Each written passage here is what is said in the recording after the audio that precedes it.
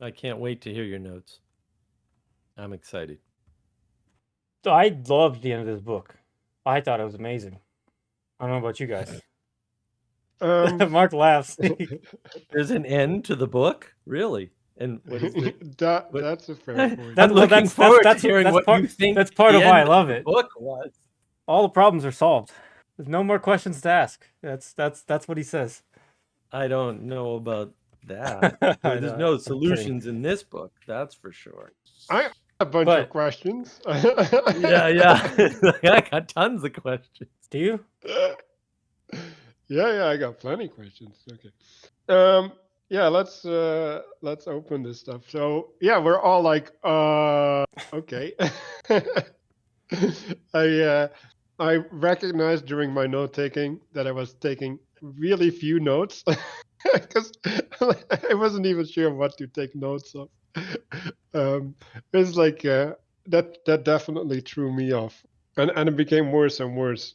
So let's reflect on on the last week. Danny wanted to maximize vitality, and Mark wanted to figure out what Plato's after, and I wanted to regard it as a play. Now that was is definitely not gonna happen now because like that wasn't a play. That was like next level fantasy writing. And I'm also like, oh, here's Dante, here's this Bible stuff, right? Like it's all there, and I'm like, why is this all there? like, Yeah. like this is actually scary how much is there. What were we at last time? Or the greater and the lesser. In my reading this morning, I know we reference things beyond 603, but in my reading this morning, I thought it was appropriate to begin around 603, which is sort of at the tail end of when they're talking about the imitative art being of the inferior. It produces inferior offspring Right. because that kind of flows into this contrast of good against evil and it goes into discernment.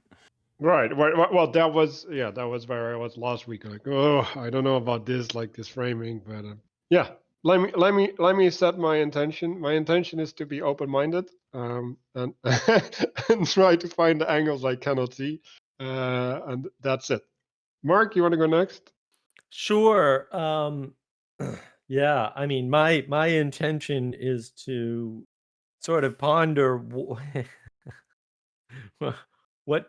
the heck Plato just did, because it's sort of I'm looking forward to seeing what you guys saw because I was just completely caught off guard about the end of the book here. This is like unbelievable to me. It took a turn I certainly wasn't expecting. Yeah, I'm gonna continue to look for what Plato was after. What do you think, Danny? I'm going to keep mine the same of maximizing vitality. My interpretation of this is that there's a very heroic. There's a picture of a hero and a vision for the pursuit of virtue, and kind of what some of those implications are. So I'm going to kind of keep my eyes fixed in that direction. Okay, well, we'll see where we get. Like the last time, the last sentence I think I read is poetry also does harm the good, and then we got into this whole fire eating. Do you know you have a source for that? Yeah, Just so I we can went through the source locate of where you that. are. Yeah, just in the text. I mean, do you have a number? I'm just Yeah, trying to we're locate what where your head's at. page Um, and letter. I got it open at 6:08 here. I don't know what, Okay, Okay. yeah, that sounds about right. but I'm not following the text. So let me just kind of go through some of my notes and just sort of catch up to that point. In 603, I think it's potentially foreshadowing for this good versus evil dichotomy that's going to come up in the future. The imitative art's an inferior one which marries and it has inferior offspring. They examine it further whether the faculty has the poetical imitation is concerned. So they're trying to determine whether poetical imitation is good or bad. They end up calling this poetical imitation sister. I think like sister imitation later. So they kind of personify it, which I think is important. The 604B, there has this guy who his son dies, and they ask him like, is he just going to cry or is he going to moderate his crying around others? Of course, he's going to moderate his crying around others, and therefore there are these two distinct principles that are pulling at this guy. So that's kind of the setting the frame for this good bad dichotomy that they're sort of constructing and moving Oh, towards. I So don't know if I saw it that way though. 604B. Oh, So they because say because go the ahead. external social pressure is not a principle that's pulling at them. So I get that they're setting up this dichotomy, but what they're basically so saying at that point is that the external, right, the manifestation of the external, right, the communion is making you treat the signals that you relate to differently. Right. Necessarily so. Right. And events come to you, from it's what chance brings. It's like, oh, okay. Right. And so it's a very specific context of, I would call it a Stoic context of things are happening to you. So I don't know that they introduced an idea of internal and external, but because where they end up going later is, remember they're making a case for immortality when they say, like, they have a food. Suppose a food is bad, and then you eat the food, and the body actually becomes diseased. We don't say that the badness is in the food, and then it gives the type of badness that we would call bad, like, say that's bad food. It's like the transjective property. They introduce the concept of the transjective effectively when they say that you have. But so in 604b, they say when a man is drawn in two opposite directions to and from the same object, this, as we affirm, necessarily implies two distinct principles in him. So they're putting, remember in the myth they get to the spindle of necessity. They're putting this idea of necessity, like, basically they're painting this whole picture with rationality, and behind the rationality is basically is immortality or the eternal. And so the whole point is that there's no divorcing rationality from getting away from the gods.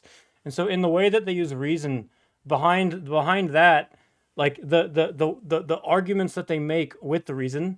So in other words, the nature of the necessity, like they say, like, okay, we're setting up this polarity of this man who's torn in two. On the one hand, he wants to cry because his sons died, and on the other hand, he wants to be strong. Like he wouldn't, like, when they say, like, ask yourself, would you go to, if you were that guy, you wouldn't just fall apart and just start crying in front of everybody. You would do your duty and you'd be strong. That's kind of what they're saying. And then so they kind of like set this polarity up in order to explain that behavior. That's my understanding of what they're doing. Right. And then they say, like, certainly one of them is more ready to follow the guidance of the law. And they advance this. But the problem is, right, like, even though it's true that they're being pulled apart, only one principle rules. Right. But a lot of what's set up here, the principle is law this abiding, idea. whether they abide the law. That's the other principle. Yeah, but no, it's not all about that at all. Like, my text doesn't even contain a lot of these words. Like, right? Isn't one ready to be persuaded in whatever direction the law leads, right? So the law is leading. Right. But the idea behind this is to say, despite what chance brings. And so one way to understand this, you'll see why I'm using this frame in a second, is to put chance in the realm of the material or the natural realm. Materiality is what I would call it. So it's the material realm.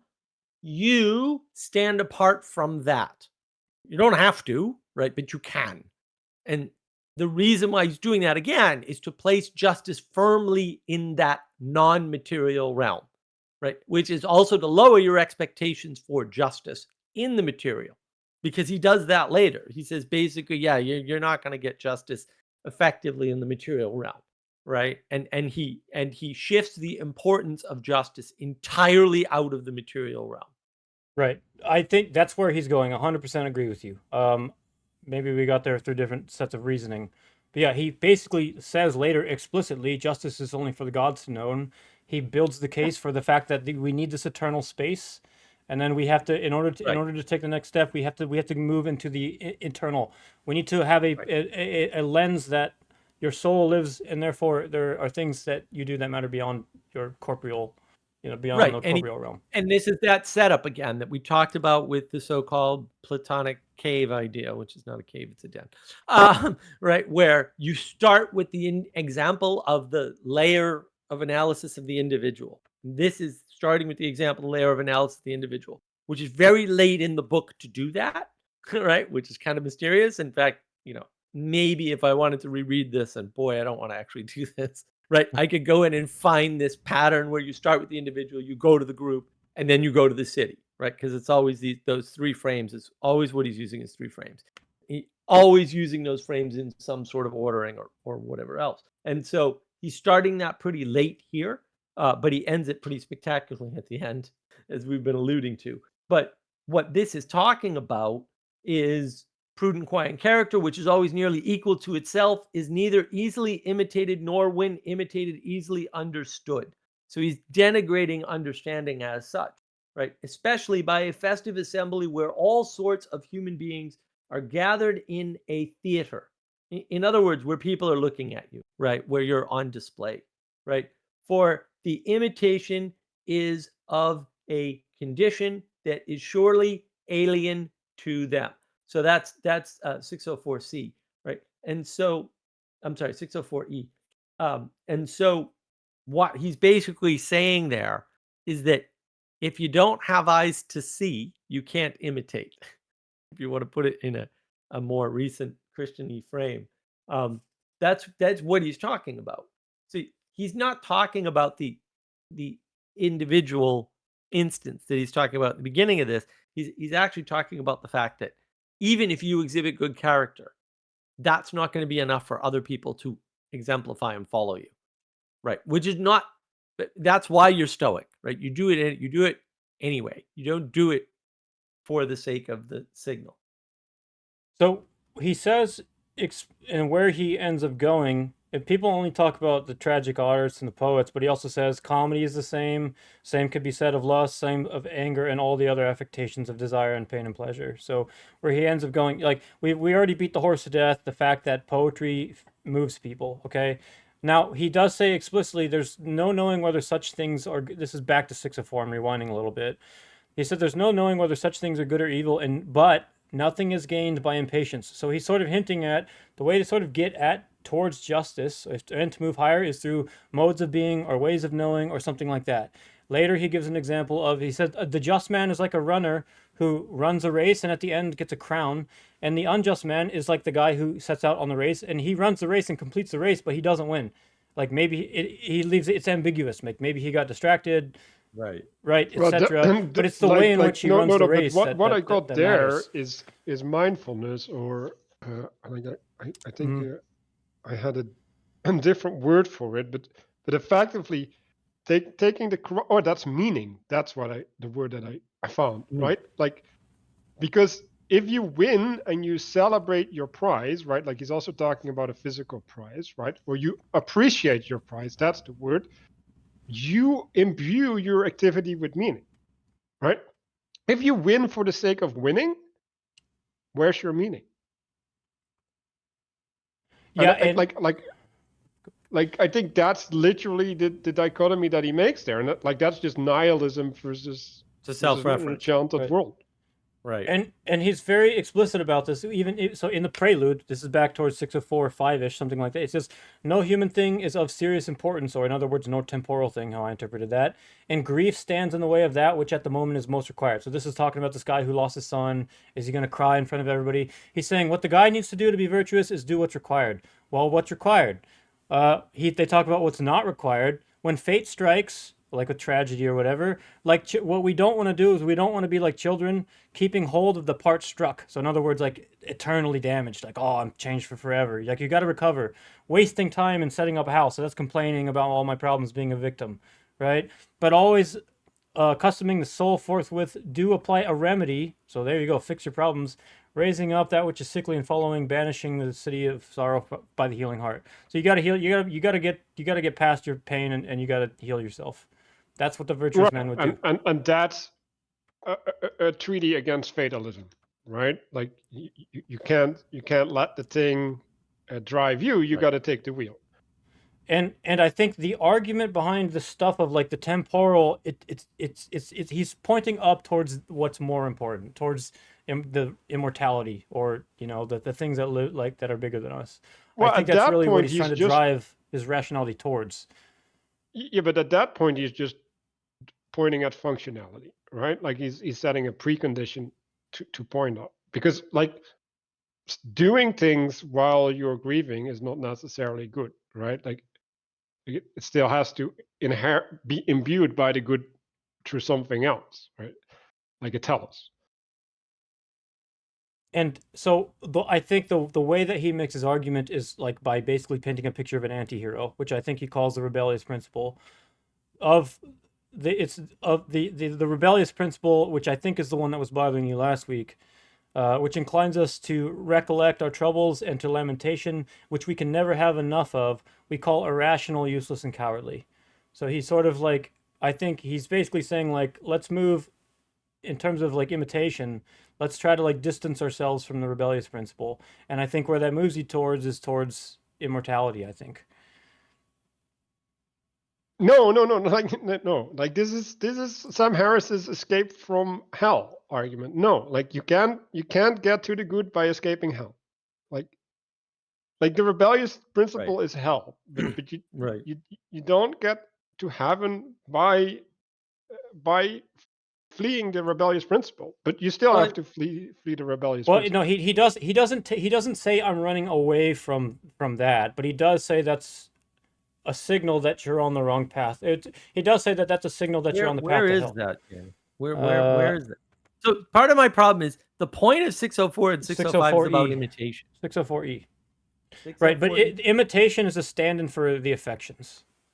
It's a stand-in for the affections that are like out of place. Because he says that Okay. it's So here's my problem. I read 604E. It contains none of what you're talking about. Yeah, I actually read it earlier. It doesn't contain any of that. Any of again, it's talking about imitation. All of this is talking about imitation. Like that's the focus of this is imitation. Right? Because you're still talking about the poets and the actual men who do the thing and what the difference is and the importance of moving people and imitation. So the word imitation is all peppered throughout this whole thing. Yeah, so right, I can tell you what I wrote down. The rebellious principle is ripe for imitation, and the good principle is hidden because it's not creating contrast and drowned out by strong signals. That's my way of translating. So basically, he's saying, right, there's something that's salient, right, because it's playing upon the emotions, right, and so you easily get drawn in by that which emotes you, right, because like that's what emotions are. They're the things that move you, and the things that are right, they're gonna be in the background because they're not gonna manifest fireworks effectively, right? They're going to be patience and kindness, right? Like more feminine qualities in some sense, right? Where and they'll be hidden, like they'll be hidden in the confusion of all the other signals, right? And like this is where the asymmetry comes in, right? So he basically says you can do good and bad in the same play, but people are going to see the bad and they're going to relate to the bad. Yeah, I don't know that I would say drowned out by strong signals because that sounds like cognitive overload. I would say it's more like seduced by sister imitation, because that's the imagery is like he's saying like what he ends up doing with this imagery is he's saying like we're gonna put sister imitation on trial, which later I'm kind of jumping ahead a little bit. What we're gonna do is we're gonna elect two people. One of them likes poetry, one of them doesn't. Sister imitations, we're gonna banish this. But by the way, this is just what makes the text so rich to read. In like 2 sentences, Plato can make these really rich images that make you say, huh? And they introduce a whole bunch of questioning. So he says, we're going to have this island in like 2 sentences. We're going to banish sister imitation there. This is 607E. We elect a guy who likes poetry and a guy who doesn't like to talk to her. Then they come back and represent her to us, and we'll determine whether sister imitation is useful and not just delightful. And then they're talking about how, like, if the defense fails, then her desires oppose our interests, which are rational.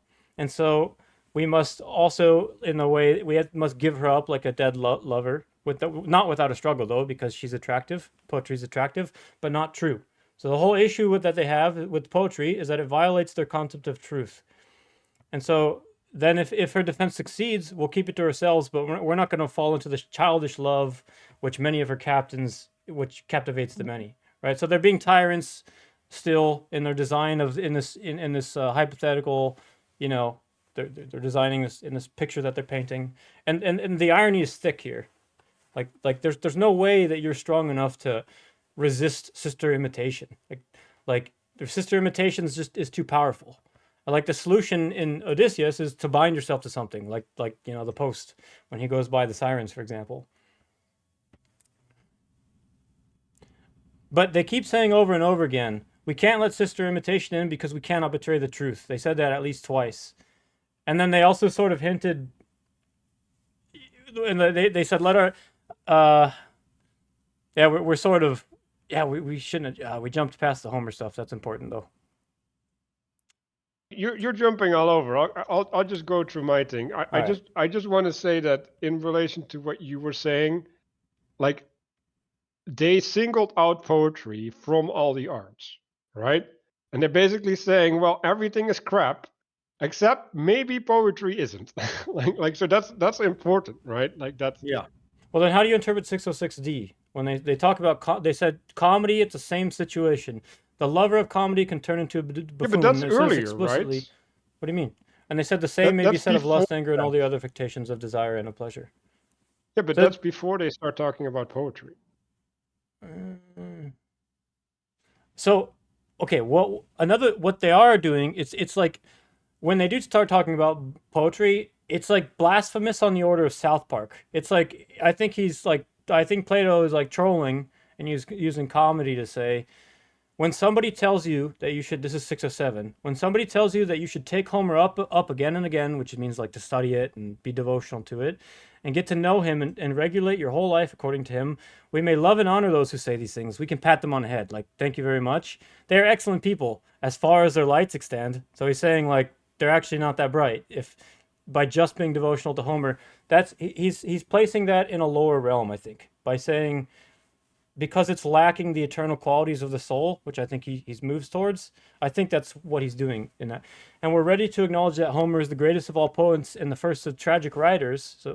But we must remain firm in our conviction that hymns to the gods and praises of famous men are the only poetry which may be admitted to our state. So they're saying, like, okay, we're going to give credence to Homer, great comic, great tragic guy, but because of the nature of passions to move people, we can't have any more of it.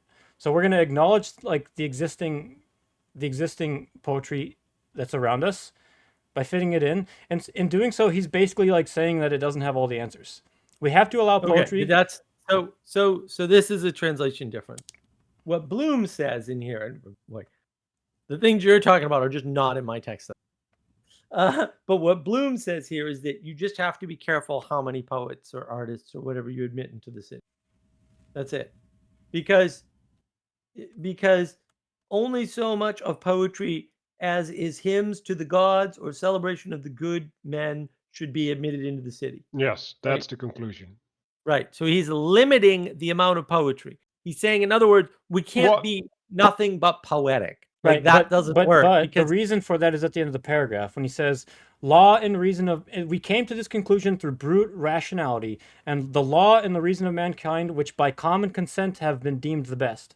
So basically, the way that we arrived at this conclusion was through the flaw of democracy. That's the problem with democracy is relativism. Okay. That's how. No, we have a we have a total translation breakdown here. Let me. Well, it's an interpretation. It's an interpretation breakdown. Let me. No, it's an It's not interpretation. It's a translation problem. Bloom is pretty clear about this. And if you admit the sweetened music or sweetened muse in lyrics or epics, pleasure and pain will jointly be kings in your city instead of law, and that argument which in each instance is best in the opinion of the community.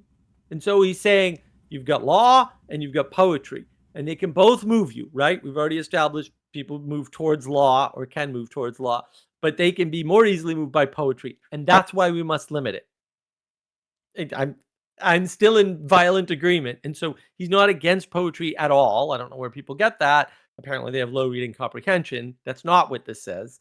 It just doesn't say that. I don't even know what else. It's just not there. It's not in this text. It might be in some other text. It's not in this text. But all he's saying is that we have to balance these two things. And I think that's correct. Like, yes. Right. And there's other reasons too. Like if you squeeze out all the heroes, the poets can't write new poetry. Obviously, there's a reciprocal relationship there. Well, he's effectively stating there shall be no gods before me, right? And he's basically banning out all the other gods because you're not allowed to worship your feelings, right? So the only God that can be there is the God that establishes the law, right? And I think the argument is not more than that. Like, in order to have the law be the law, it needs to rule, and therefore everything needs to submit to the law. So That yeah, last part, yeah, I agree with that. we can't allow the mythical space to creep, because then we're no longer in control of the rational frame that we're encapsulating Exactly. everything with. What he's saying That's is all that he's saying. poetry. Then the reason why they have to lock it in place is because poetry is outside of the space of common consent. So they got to this point through common consent, and because they're playing the role of tyrants. Poetry isn't outside the space. Poetry with the wrong telos is. Like Yeah, it's all not about the inherently. telos. That's No, true. no, no, no. Poetry, like law, creates common space. In order to implement justice, you have to be careful what the common space is that you create. Justice is bound to law, or law is bound to justice. Doesn't matter which way you go on that one. And therefore, you have to be careful with competitors to the law in terms of moving people. And so, in order to be careful with competitors to the law in terms of moving people, right, you have to engage carefully with the poetry versus the law, which means you can't have too many poets.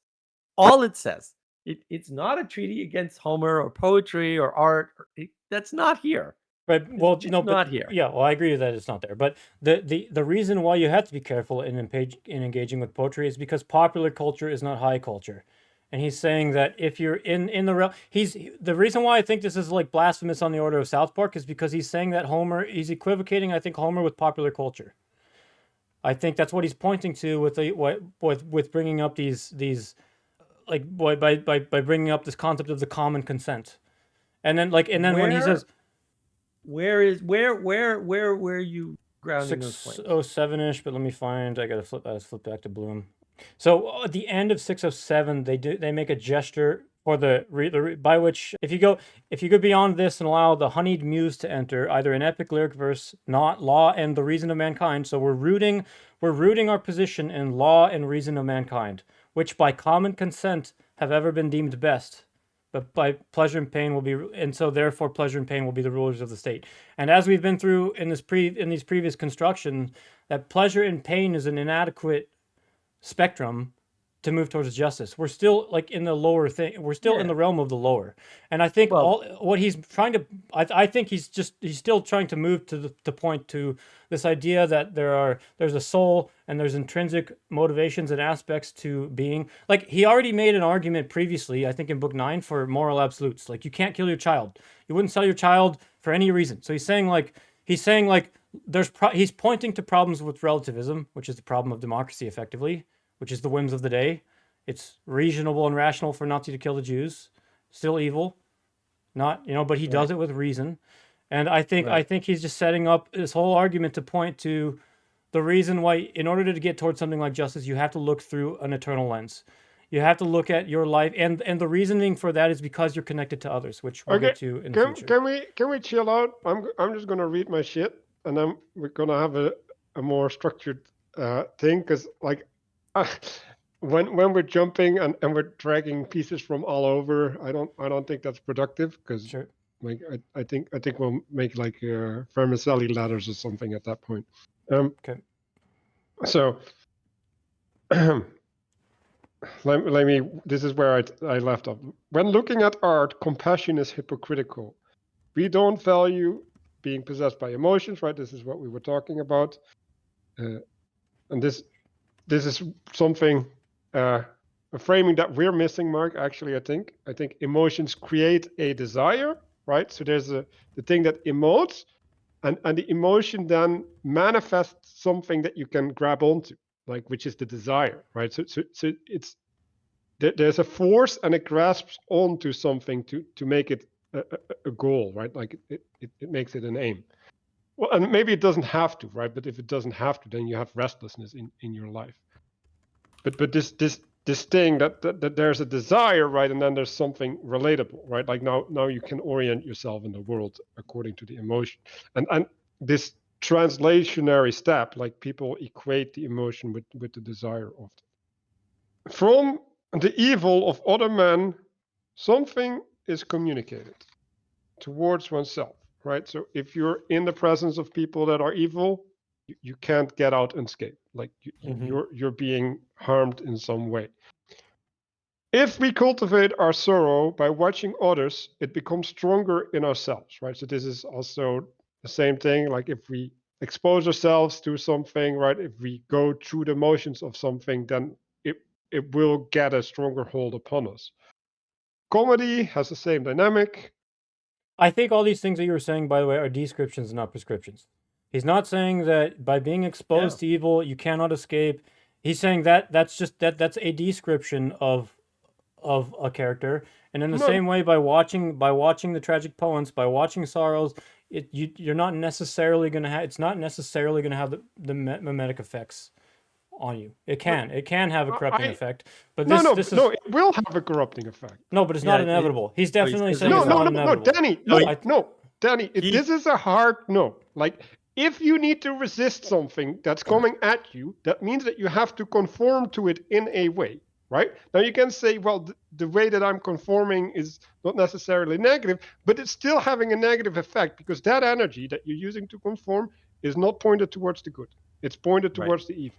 So I mean, okay, it has an effect of you in that sense, but it's basically it has a negative effect. It's draining resources. Right, it does cost resources, but the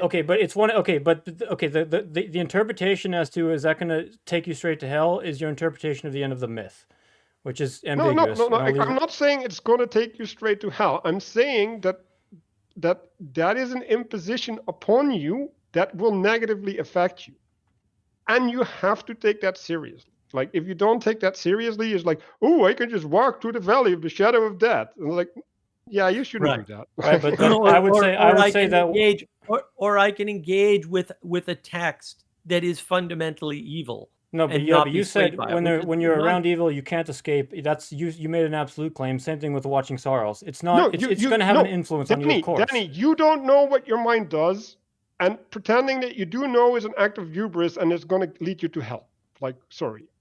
I know, but the argument that he makes is that there's ways of being and there's modes of engagement that you ought to be most concerned with. I think when he establishes this concept of the soul and says the immortal aspects of the soul are the things that you should be concerned with, I think that's where he's saying, like, your responsibility is to basically just... There's 1,000 different dimensions that you could splice these things into in terms of this conversation about the question is my behavior good or evil? Okay, that's the question, and we could slice this into it's a whole bucket of Muppets at the end of the myth. You've got all kinds of people from all different ways of life: big ones, tall ones, fat ones, poor ones, rich ones, prideful ones, strong ones, weak ones, widowed ones, women, men, all kinds of different dimensions he gets into in the end of this myth. And where he ends up going is saying, when it comes time for you to make your decision to be reincarnated, what were the things that went into composing your character, and in order to make that argument, he has to point towards these immortal aspects, and I think that's the point of what he's saying here. About watching. Like, he literally said that what went into composing the character is not the immortal aspect. Like nobody did that. He said that. You made the choice. You make the choice. That's what goes in. In other words, what you choose to expose yourself to is the thing that's making the choice, not you. Right. And So he does. It seems as though if you choose pleasure, it softens you such that you end up choosing poorly, and then you end up a tyrant, or you end up in hell. No. He says that what the people that choose base their choice upon is their previous life. Yeah, so there's definitely this inertia. He definitely paints this picture of inertia. That's for sure. But I think it's ambiguous. That's because they're not philosophers. Right. So that much we can agree on. So if you hang out with evil people, you're not a philosopher. Like, sorry. Yeah, he does say there's an ancient quarrel between philosophy and poetry, and they say there's 4 quotations. I think this is at 607. These are things that people still in the modern day say. Why would you do philosophy? Here's 4 reasons why they would criticize people back then. The yelping and the howling at her lord. I don't know what that means, but the type of people who do philosophy, their talk is mighty in the vain talk of it sounds mighty, but it's really vain. So this is. And then the type of people who do philosophy are like the mob of sages circumventing Zeus. This is like the religion that's not a religion. And this is And then they're also the type of people who do philosophy. They're subtle thinkers who are beggars after all, so they can't pay the bills. So part of what he's doing is he's constructing the need for philosophical principles for for cultivating wisdom, education, whatever you want to call it. He's saying we can't get at justice statically. We need philosophy in order to have wisdom, and we need an eternal space. These are sort of parts of the pieces of the Oh, puzzle. hold on, Danny. Like you need to stop making that move. Making what Like move? you're tying too many things in. Like Well, look, the whole book is very synthetical, though. I mean, it does yeah, interleave but a lot of it is, things. but you can still tie too much stuff together. Like the point of 607C, right, is to say we should be delighted to receive them back from exile. So the argument that Plato doesn't like poetry is that he exiles them earlier. I agree, he does. But if you read it, he says we should delighted to receive them back from exile, right? Mhm. And then he comes up with an objection to that. But isn't it holy to betray what seems to be the truth? Aren't you too, my friend, charmed by it, especially when you contemplate it through the medium of Homer? Very much so. So, in other words, because we have philosophy, we need poetry. And even though poetry moves us more, and it even moves me, we still have to have it back. And so, again, it's just the opposite of what everyone's telling you the book says. The book says you need it. The book actually says you need it. It's not optional. If it doesn't say it's evil and we got to get rid of it, the evil thing is existent in philosophy just as much as it is in poetry. And that's actually what Socrates is saying. He's saying philosophy is not an easy way out of this problem. You still need the poets. That's actually what 607C says. So I don't know where these people are getting this from. Again, low reading comprehension. Maybe I don't get it. Like maybe they're not tracking. They took bad notes. I don't know. But it's pretty clear that the problem of poetry exists in the problem of philosophy. That's actually what 607B says. So I don't, and C is the redemption, if you will, of poetry. I don't know if people getting this other stuff. and in D it says that poetry should be under the guise of philosophy. So yeah, I agree that that's what he's saying. I don't think that we're speaking. The implications is that he's saying we need both poetry and philosophy. The argument that they're walking down is forced. He keeps reiterating, like when they're talking about putting Sister Imitation on trial, sending her off to this island. He'd ask a question and be like, "Well, reason forces us to take this next step, so let's proceed via reason." And I think the whole point that he's pointing at is that reason is subservient to the gods. You can't separate reason from the gods. I mean, that's why he ends up telling a myth at the Yes. end. True. But He reason does say that. reason is in response to good manifesting or something, right? Like he goes Right. into that That's why you at some can't separate point. it from the gods. It's like, what do you mean? No, You no, can't no. be. But It provides the hold telos. on. Like no, but no. The reason is not a telos. No, it provides the telos. I said. It no. No. It captures the Or it telos after it mediates, or manifested. something. No, No. It captures it. like you did something and then you find the reason you did it. Yeah. That's how it works. Reason is justification, right? Because and that's the recent confusion, right? The age of gnosis, the age we're living in now. The confusion is in the one equivocation, as John Vervaeke calls it, is on the word reason, right? So we switch how we use the word reason, and the two primary ways we use the word reason as telos, right? Like, oh, my final cause was this or should be this, whatever.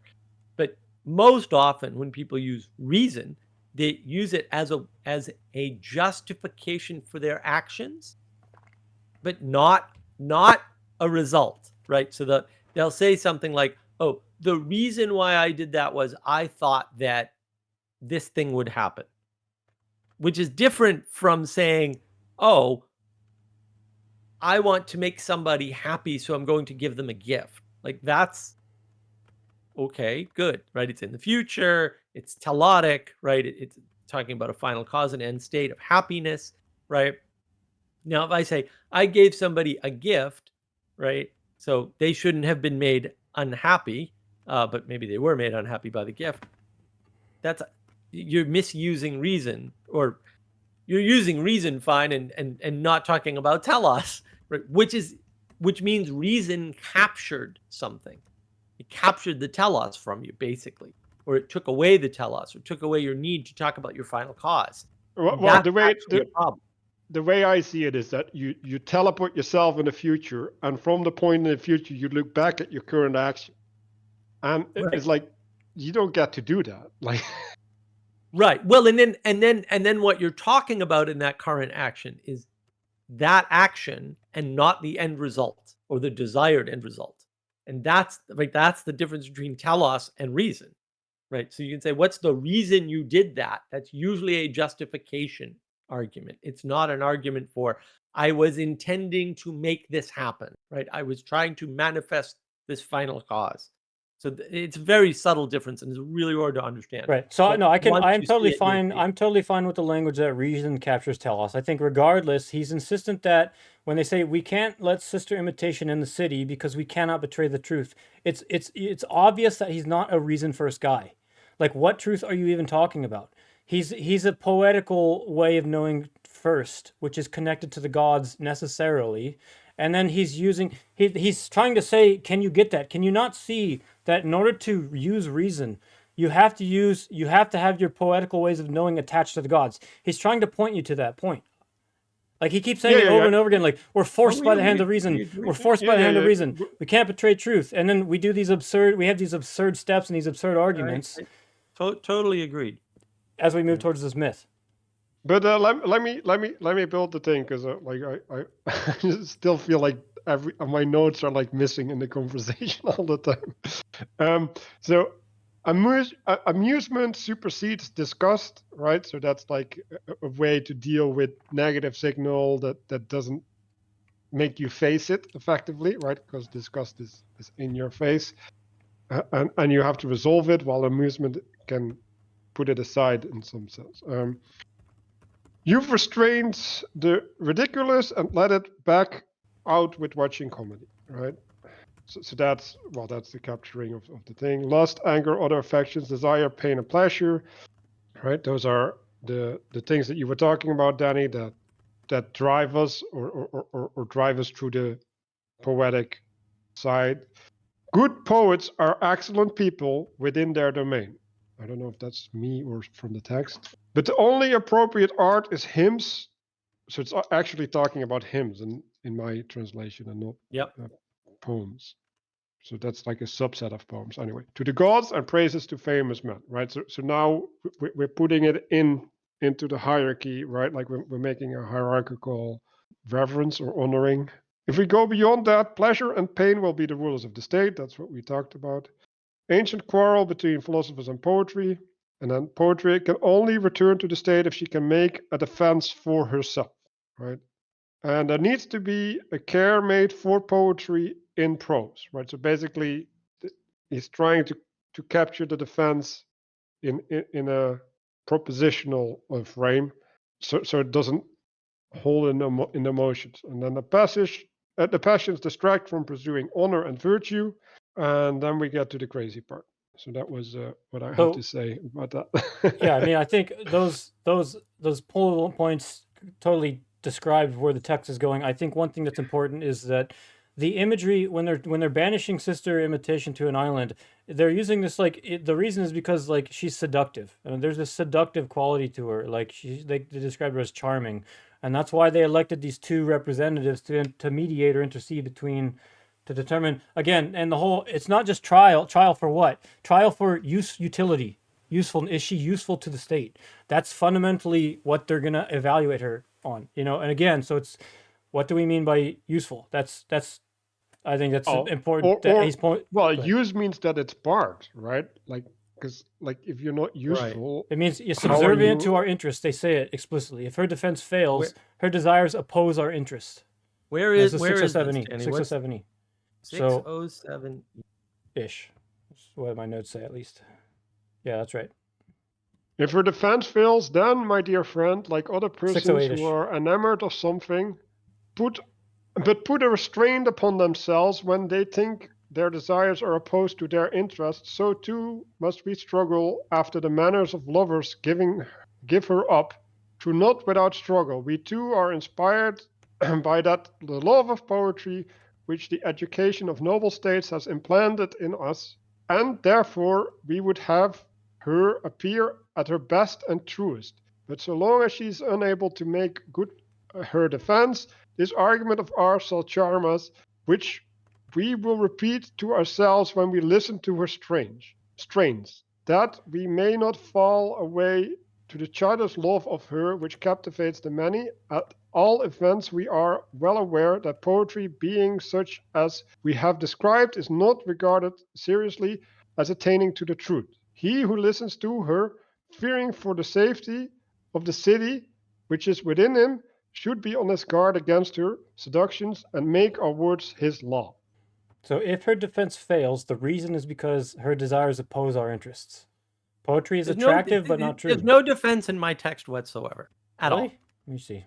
Yeah, I already don't brought think I got a poetry back defense from either. exile. They've brought poetry back from exile, and then they're talking about the protectors of poetry. There's no sister in here. There's no woman. There's no personification in the Bloom this text. Bloom is so different at 608. It's way different, dude. And again, they've already brought her back from exile. Poetry is back in the city. Period. End of statement. We need it. We already established that. So this trial thing is how much and what kind. I agree. Well, hold on. Like she's back on exile on a condition, right? And I have to clarify the condition. There's no trial in the Bloom at all. It says, I propose then that she be allowed to return from exile, but upon this condition only, that she make a defense of herself in lyrical or in some other matter. Don't have any of that. That's in D. 607D? Yeah. Nope. Isn't it just for it to come back in this way when it is made an apology in lyrics? It's saying all you need to do is apologize. Yeah, but an apology means that you justify yourself, right? Yeah, and then they give the protectors and will listen benevolently, right?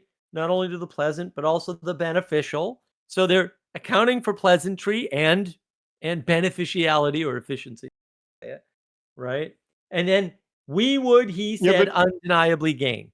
Well, they do, but the exile is still here in 607C. All the same, let it be said that if poetry directed to pleasure and imitation have any argument to give showing something that they should be in a city with good laws, basically, can you fit into a city with good laws? We should be delighted to receive them back from exile, since we are aware that we ourselves are charmed by them, etc. The language is quite different, but the language is one thing different, that is more clear in but Bloom also is she's that back in the city. Yeah, one thing that's more clear in Bloom, before they get to that point, they say, let's not quarrel over either philosophy or poetry. That's explicitly clear in Bloom. It was implicit in Gillette, but I think they still made the same points. Yeah. Which I think that's really ultimately what's important here. Yeah. Is like, we need them both. Like, they both perform a function, and anyway, I have my opinions about why, but I'll... Right, but again, we're not just bringing poetry back and saying, you can do what you were doing before. And I think that's where your confusion is. We're saying you have to pay really close attention to how poetry is moving you and what it's saying. And I agree. Like, yes, that is true. Just in the same way, you have to pay attention to philosophy. And this is the point that's made earlier, the difference between sophistry and philosophy, right? Where there's true philosophers and then there's sophists and all the it's a no true Scotsman argument actually in the text, which I just find hysterical, right? All the true philosophers are not sophists and all the not true philosophers are sophists. Fair, because at some point you just hit a wall, and Plato's like, yeah, there's the wall right there. We're just gonna ignore the wall and say and draw that line and never explain it. And this is the same thing. The thing you have to pay attention to is the line we're not drawing. Right. That's where the magic is. I totally 1,000,000,000% agree. You have to be careful with which philosophy you engage in. You have to be careful which poetry you engage in. Right. And that is your duty as, as a person. Right. And they don't actually put that on the city. Yeah. No, but like children, but yeah. Like I'm just going to bring in children. The whole point of this is to say, look, because this is dangerous, the city has to exile it. And then they reverse that and say, actually, it's not up to the city. The city can't reverse that because it's beneficial. And so we can't just exclude it, right? But the city also can't regulate it, right? Each person has to regulate their engagement with it, which is correct, right? And so if you want to put it in a frame of individualism, which is totally wrong, evil and bad, don't do that. You could say it's up to the individual to maintain the sanctity of the poetry and the philosophy within the city to create a better city.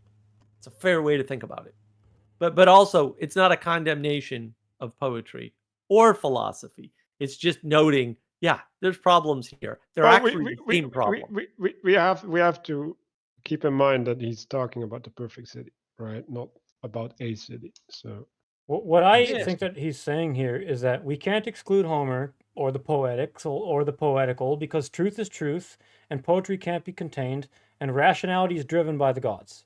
I think he's really reiterating this idea of by insisting that we're forced by reason to take our next step and we just can't get away from the gods. And I think he's kind of saying like, well, we're kind of stuck with something like Homer. Yeah. But it's like about the gods, I think, is later. But yeah. Okay, so Guru talked about this, and I didn't want to bring this up right now, but you listened to that too, Danny, right? That there's three heroes, right? And he goes into Odysseus later, actually, in this book, which I didn't realize that would happen. But basically, what's coming out is that Odysseus is completely insufficient, right? And he will choose something better than his life. Right, which is a rejection of himself, and so it's important to that says something about Homer as well, right? Because like Homer wrote that thing, right? Like, and basically he says like, no, your story is not sufficient, even though it's amazing, it's not sufficient. So I mean, I agree with the observation you made. I didn't quite see the point that you were trying to make there. Like, Odysseus paints a picture of a hero who does something that's greater than him. Like, there's a hero in Odysseus. He has a heroic ethic, and the heroes are chasing after things that are bigger than them. I mean, that's what happens. Yes. I mean, so what are you trying to say though? We're talking about this as the people who should live by the book that Homer wrote, right? Like, this is how we talk about the poetry, right? Like, effectively religion, right? Like, okay, I'm going to use that book as my Bible. Like, this is the argument that we're talking to, right? Because they're inspired by the book, right? And then these people have good qualities, right? Because the book allows for the cultivation of good qualities. But he's literally implying, right? Not saying, but he's implying that the qualities of Odysseus are deemed insufficient by Odysseus himself. Yes, because he 100%. would choose a different life. Yes. Well, so if you imitate yourself after Odysseus, then you're not going to be a godly man. Like, that's the implication there. Yeah, it's blasphemous, and that's what I think he's saying. Right. So then Homer has not written a divine text. Right. Okay. He's saying, yeah, exactly. That's why it's so blasphemous, is because what he's saying is he's saying those myths are in this lower realm. And what I'm trying to do is I'm trying to build this idea for this soul and these immortal properties, and by trying to make arguments for intrinsic values, he's saying, like, you can't get that from Homer because Homer's down here in the temporal. Even though it's a story. What's more important is how you relate to Homer. That's maybe another way to say it. Which is I don't think he's making a claim about where Homer is. I think Homer. Well, he does. The reason is because he says that the reason imitated something, and he didn't relate to the form of the good, like a true philosopher would. The poke that is the blasphemous poke that he makes is by saying that the way the law was established and the reason of mankind was formed by common consent. And so you can't, just because he's saying, again, it's a problem with democracy and relativism. He's just saying you can't just reference popular culture. Just because the law is this way doesn't mean it's not evil. So he's trying to set up, if Hitler's going to kill Jews by passing a law, or Russia, now that this special operation, if you call it a war, they can send you to jail for 15 years. Like, just because we can pass laws, but that doesn't mean that it's evil either, right? Like, but All yeah. right, yeah. It's a Anyway, I'm gonna keep going. So an ancient quarrel, right? Poetry can only return if she can make a defense. She needs a case made in prose. Passions distract from. Oh yeah, okay. So and now we get to the soul of man is immortal. We get right. this That's whole a argument. huge jump, man. That's why I That, was sorry. I know I've been going crazy, but the reason is that about the setup is important to me is because when they made that jump, when they said the soul's immortal, I'm like, man, this is the biggest jump that they've ever made in this text. Now, part of me, I don't care because it's just completely sci-fi and just totally ridiculous. So it's not like I want to understand the mechanisms for the advancement. But what is clear, so this is why I thought about this a while this morning, is like they force that jump with under the guise of reason, and then behind reason is all the implications they get to in the myth story, which we'll get to, which is namely the gods, like how the, but this jump, I mean, what did you guys think about the jump in 608D when they transitioned to this concept of this soul, and they said there's this the immortal being should look to the good of the whole. Did that go well with you guys?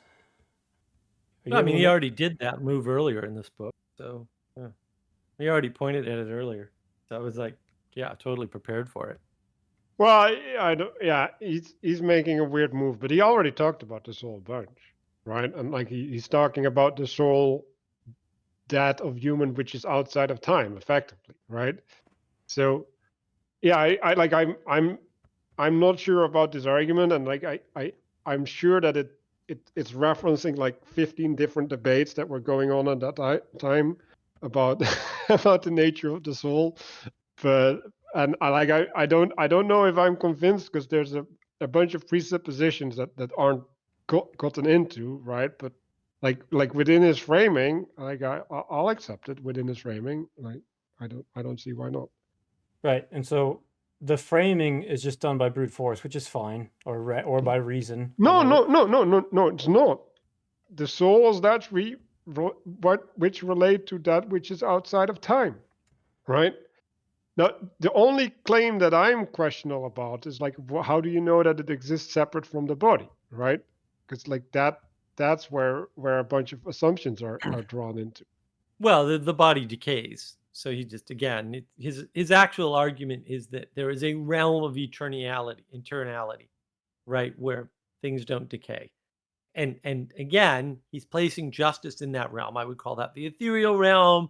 Christians might call it the spiritual realm, right? Either Heaven. one doesn't matter, Whatever. right? But he's contrasting that with the material realm. And again, he's going to make the case that justice can't happen in the material realm because imperfection or something, roughly speaking. Right, but the argument is not supposed to be strong rationally. I mean, I listened to some YouTube video where this professor's like, I find this argument really weak. And if you read the text, they literally admit to that when they in 609C when they say, are there things that destroy the soul? And the response is yes, unrighteousness, intemperance, cowardice, ignorance. It's like there are a lot of things. They set up this dichotomy of the vice and the evil, right? When they say everything has a good and an evil. When they okay. Right? That's okay. but Danny, super important. In Bloom, it's not destroy the soul. It's makes it bad. Really? Yeah, I think it's corrupt. And the corruption eventually destroys. Like that's the problem, right? And they're actually literally going about it saying, no, that which corrupts the soul does not kill the soul. Because there's still like there's still stages in between and stuff. Like they have this whole thing that they're going around. I got a hard time holding it in my head. And it's hard to this last half of book fair. It's hard to follow. Yeah. Right. So they say, does any of these dissolve or destroy her? Question mark. So yeah, the bottom line is there's these incorruptibility. We can probably be loose with the precision. It probably doesn't really matter. I think the fact that there are these attributes that reach, like what they do is they say we are going to ascribe the property of bad to like a piece of food, and then if you ask, it's again I would just call this a transjective property. And they would, and they say, "Is the food bad?" Yeah, and they but say, no, "Well, no, when you I eat the think food, I it don't like corrupts, how it you're corrupts the using body." transjective, Danny. Like that's not. Yeah, that's not how no, Vervaeke no. uses it Like at all. what? Like Or it's what bad, but what not to the bread. It's bad to my human no physical no flesh. no no So we call it disease. what I understood of it, right? Because like a whole is a body, right? Like you just have to think in terms of body, right? So the body can only lose its bodiness by stop being a body, right? Now there's things from the outside that can invite a process within the body to make that happen, but they can't make it happen, right? Like the body has to cooperate in that process in some sense. And that's the statement that's made. Now, if that's within will or outside will, then we can have a big discussion about. But the whole point is that the body has to participate in the corruption. And without the participation of the body, nothing from the outside can do anything. Where do you get the notion then, of the participation being necessary? Do you happen to have that? I'm not saying that you're wrong. I just don't see that in my notes from my well, reading. And in then, but that's an like align. I mean, like he's talking about eating straw, right? So you eat straw, and in order for the straw to affect the body, you have to get sick. So the straw doesn't make you sick; you become sick. And so because you have to eat it. no, because you have to have a reaction to having eaten it, and your body doesn't necessarily have to have that reaction. Now you can say, well, like there's no way to stop the reaction from happening except like taking it out of your stomach or whatever, right? Which we do sometimes actually, right? But the response, like it's stoicism into the extreme. Like something happens, you don't have to react. Like that's all it says, to the best of my understanding. So I'll just go through my notes, right? So the evil is that which corrupts and destroys, right? So there's two things. And I was actually mapping that on the feminine and the masculine, right? So you have the corruption, which is a feminine, right? Like it's disintegrating, right? And then the destruction is a imposition upon you, right? And then the good is that which saves, right? Which is also the feminine, and improves, which is the masculine, right? So, and then everything has a good and an evil, right? So now we're getting into objective material spirituality or whatever. I don't know how I like that move, right? But I think good and bad would be better, right? I don't know about this evil framing. So the evil is inherent within the thing, right? And then like the thing only exists by virtue of its telos, because that's I'm just going to add that, right? And that's how you can judge the good from evil, because also it doesn't make sense. Looking for that what is corruptible, uncorruptible, the unjust man doesn't perish through his injustice, right? So he's making the claim, and this is also all over the Bible. If you're unjust, that doesn't mean that God will smite you immediately, right? That's basically what they're stating here. And then it says evil cannot kill the soul. And I think this was the point where they're also making the argument, right? Like if you're evil and you experience something evil, like that is not necessarily bad for you, because it like materially at least, right? Because it strengthens you materially often, right? Because you're adapted to that world effectively, right? Like it's what you're adapted to. It's I think the unreasonable. way that he makes the point that evil can't kill a soul, I think is very important, and I don't think that there's much commentary on this. He basically makes a claim that the soul is immortal. When you die, you can't become more evil or and unrighteous or unjust. But if you take the position, he immediately says, "Here's my argument," and then he addresses the counter argument. He says, "If you take that position, then injustice, it won't just kill you." Which, hey, maybe that's not so bad because it'll put an end to your misery. But the problem is, and there's a key problem, is that the nature of evil is such that it murders others too, and then it survives itself. So I think he's making an argument to say that evil is in the immortal realm, and the reason why it's a perennial problem is because when the unjust man participates in it, it not only kills him, but it also has effects outside of him as well. No, but he says it doesn't kill him. Right? It says it doesn't kill him. Slowly destroys him, but it doesn't kill him. This is the problem. Like Plato's re-enchanting the world by saying things take time, guys. Right. Okay. Yeah, but that's the same. It's close enough to the point. No. Like it might kill his spirit, but like even that's not completely true. And so that yeah, it says, the text says he's diseased. So yeah, that was I was being right. imprecise with Right. my language, but Well, but it's important, right? And well, here it is the statement. It's unreasonable that something can perish from without through external evil if it cannot be corrupted from within.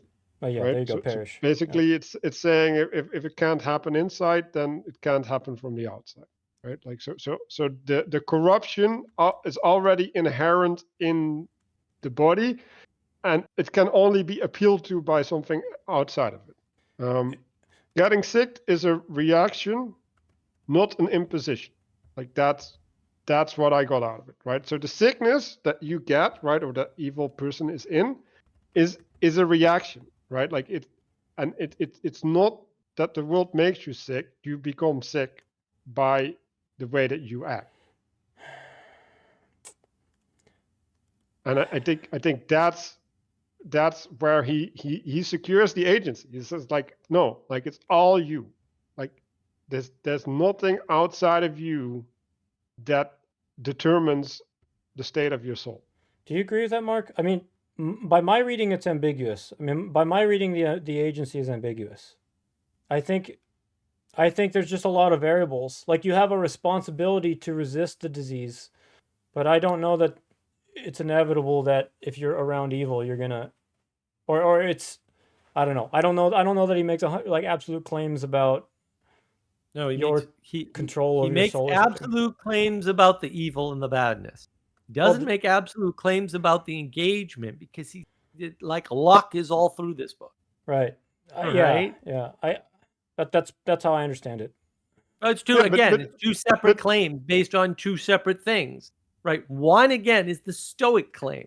Like, bad things are going to happen, right? Chance is a factor, right? You're not in control, right? And so, like, you're going to hit grief, like you're going to hit sadness. You get, like, these things are going to happen to you, irrespective of all other factors, because luck and chance exist, right? So you know what to do there.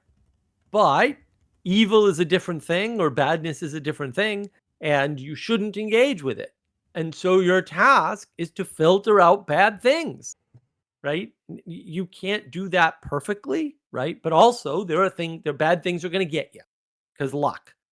Both of those are true. They're two different modes, though. And I think, again, people compress it, and that's where they get confused. Yeah, and like the fact that you have agency doesn't mean that you'll win, right? Like that I'm not making the claim, or Plato is not making the claim that because you have agency that you'll be able to execute it. But he's making the claim that no, you fundamentally have agency and you have to relate to your agency. Okay, so let me And just see if I understand what you're saying.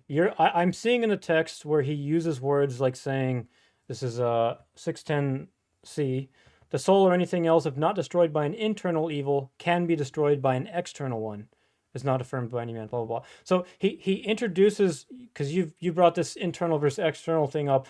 I don't have a way to place that into where he's going in this book. Like, to me, that's just like a wise observation about how the world works, but it seems more significant to the case that he's building to you, if I'm understanding you correctly, Manuel. Like, what's the significance of of bringing up like, the internal versus the external? Why is it important in your mind? but if you go to the myth, right, and these souls have to choose, right? Like they're not choosing by any imposition at all. Okay, so that's right. Okay, so go ahead. Sorry. Well, like it's important, right? So there's this neutral state that's being highlighted every time, right? And that's where you have to reason from, right? In order to be a good philosopher, you have to say, like, I got sick in response to eating the bad thing, right? It's not the bad thing made me sick. And Right. if you do the bad thing made me sick, then you're not placing yourself properly in the world, and you cannot use reason. Like, it's Exactly. Reason doesn't apply. And again, luck is a factor. And just to drive home the point. So in Bloom, in 610c, he uses the word alien. And I think that's where the inside versus outside stuff comes up, or maybe it's at the end of B. But when an alien vice comes to be in something else, right? And so he is using inside outside language.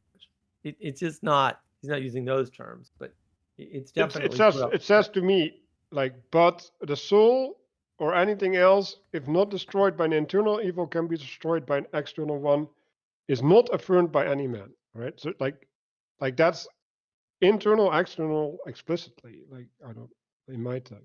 Well, let's not permit anyone to assert that a soul or anything else is destroyed, right? But yeah, the device doesn't come to be in it. It's like, okay. He's making a completion argument, I think. He's basically, in order to set up the argument for the soul, he's basically saying, like, the soul is this thing that it's not destroyed. When we have this idea of good and evil. It cannot be touched, Danny. It's right. And so he's basically saying, I'm going to cover the bases of from with it or from without. He's just covering those bases. He's basically making Hume's argument, we can't prove a causality. Yeah. Well, I think it's a justification for his idea of where he goes to set up his myth. I think that's really all this is. I don't think he's offering. No. Like if we're going to use the word metaphysics, this is the point where we're going to use the word metaphysics. Right. No, that's fair. That's probably the only time I'll ever allow the use of the. But yeah, This is the point at where you have to take some axiomatic statements in order to do anything, and this is that point, right? It's not the only point, but this is the point where it's like, oh yeah, we have to separate the soul back into the ethereal or spiritual realm, right, from the material realm. Part of the reason I think why I'm having a hard time understanding you is because I completely do not read this through the lens that you did when you said there's a neutral state to reason from. I think what he's saying is the deck is stacked based on where you're positioned, who your gods are, which city that you're in, and then, like, he's saying, he's literally like that's what the Philosopher King is. The Philosopher King is the state. Well, it's not neutral. It's informed by the good. Right, but the Philosopher King's a ficticious character that doesn't exist, and they've already kind of alluded to the absurdity of the idea of there being this. No. Like he doesn't manifest. He does exist.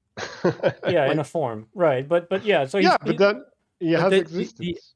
The argument in the text is for the Philosopher King's existence. Sure, that's fine. But that's the method by which he gets at justice. Right. Yeah. Okay. That's fine. Totally fine. Yeah. There's a form for the Philosopher King, and we need to engage with that form in order to get at justice. Which, I mean, that's what we're getting at. That's in the also the definition of good in the myth, right? Like that form defines the good. Right. So what I'm saying is So I was just all I was trying to say is that I don't see the significance of bringing up the concept of the internal versus the external, and I think what he's doing is that he mentions that in order to say that the soul, this idea of the soul, I'm covering the basis of it can't be corrupted either from within or from without. I think he's just painting a picture to elevate the concept and saying the internal versus external is there all across the book. Okay, like it's everywhere. Right, and it can be. That's why we went to the city. Okay, but I mean specifically the 610C right here. But look, it can be corrupted. It can't be destroyed, which is a different thing entirely. It can't be destroyed by that. Not that it can't be destroyed. It can't be destroyed by that. And so he's just making a claim that in order to get hit, you need to be physical. Basically, that's what he says, right? Because if I'm not having a body that you can hit, then the fact that you're trying to hit me doesn't do anything. But he makes the opposite argument too, right? He says that no one will ever show that when men are dying, their souls become unjust due to death. In other words, the physicality does not affect the ethereality in that way. The material doesn't make your soul change as a result of the transition away. So again, it back to your earlier point, Manuel. The things we do in the material world don't have the direct effect that we expect in the soul, right, or in the ethereal realm. But it can, right? Because the natural thing would be, I'm dying and I'm suffering, and therefore you're letting go of your virtues. right? Like Right, it's that's your the thoughts that do that, right? He makes that separation early on. He's like, it's not the physical actions that do it. It's the mental act. It's and the mental that's attitude. what the corporation is, right? Like so Right, you're again, so what the emotions, and then the what was it, the word that I used, the emotions and then the desire, right? So the physical body emotes you in some way, right? And if you grasp on a desire that gets manifested by the way that you're emoted, then your soul moves with it, right? But you don't have to do that. Like that's always a right, choice. right. Anyway, oh my god, I have still many more notes. Well, keep I'll going. I'll I'll stay quiet. I'll try to. um, okay, yeah, okay. Oh yeah, so they're making a claim that evil cannot kill the soul as well, right? So that's also soul cannot be destroyed by an external evil. That cannot take the soul of the unjust. And this is something I wanted to discuss at this point.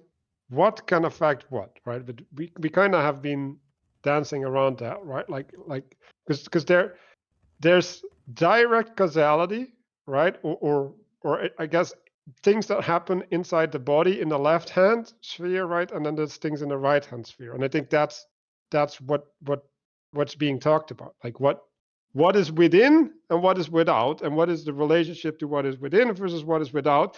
And only disorder within is that which can destroy the union of the inside.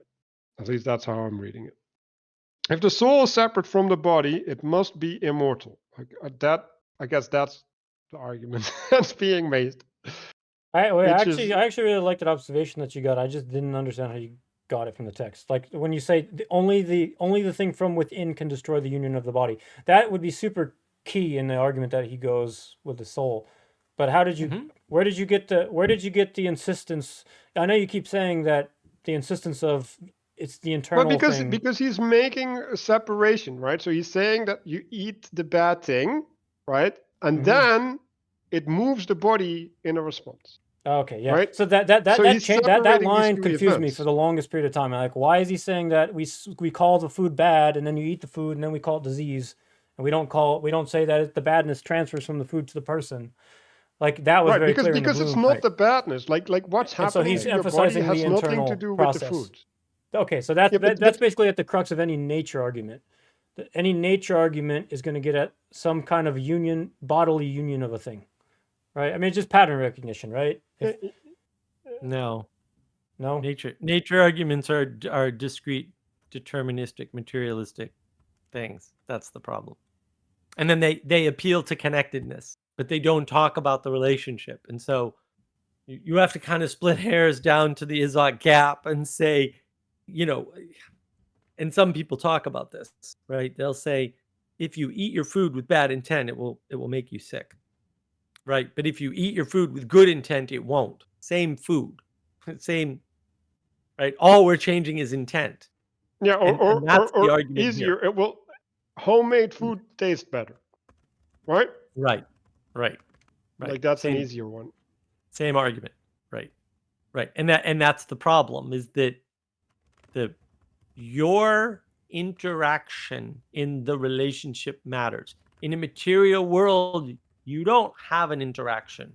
All interactions are material, right? And so your soul doesn't have an interaction because it's not material by definition, right? And so your thoughts are not material, right? You can talk about chemical synapses in the brain, but that's not getting to your food to make it taste different, right? So what's going on? Right. Well, and it just turns out that there's this gap. And that's roughly speaking the same as the Azot gap. It's a harder proof to make, but trust me, it's true.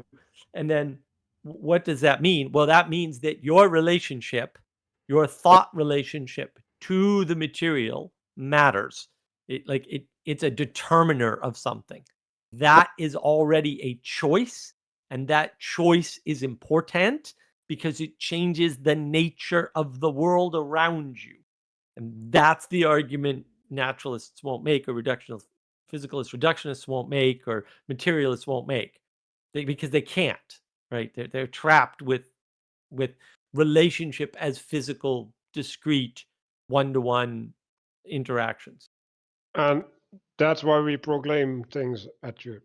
Like, because it's all the time. Like, I proclaim that this will happen to me. I proclaim that I will not be harmed by the principalities. Blah blah blah. Right? It's like it's cultivating a mental state and a relational dynamic that will allow you, when you encounter things in life, to engage in the right relationship. And at that point we can talk about the transjective. But I think he's explicitly not talking about it here, and separating the two realms. Like, he's actually doesn't want them to connect. Right. Yep. He's separating them on purpose. It's very important. I know the so-called Neoplatonists, which don't exist, garbage idea.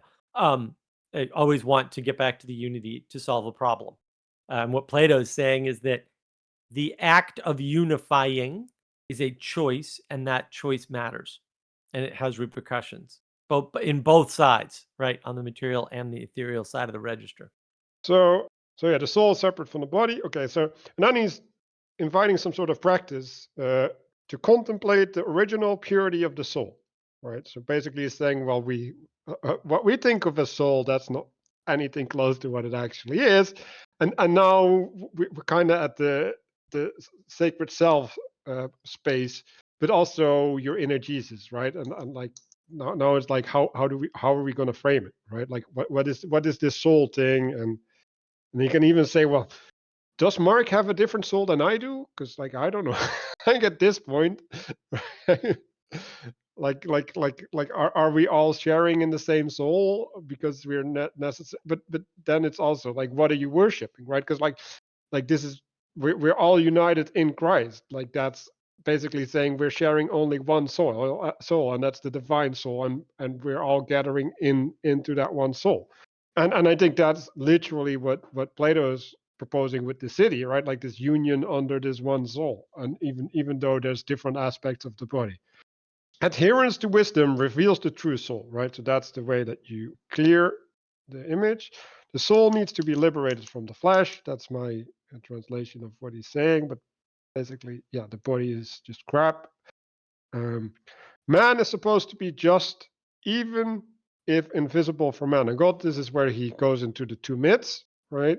And he's basically saying, yeah, like, doing just is not because you're watched. Like you're not doing it because God will punish you. You're doing it because it's the right thing to do. They basically state justice has to be worshipped, also in other people. The gods know the nature of the just, so like, apparently they have a special connection. The gods take care of one who pursues the just, and so this is, yeah, like, now we're getting into what's it called? Prosperity gospel. That's the word. Anyway, yeah.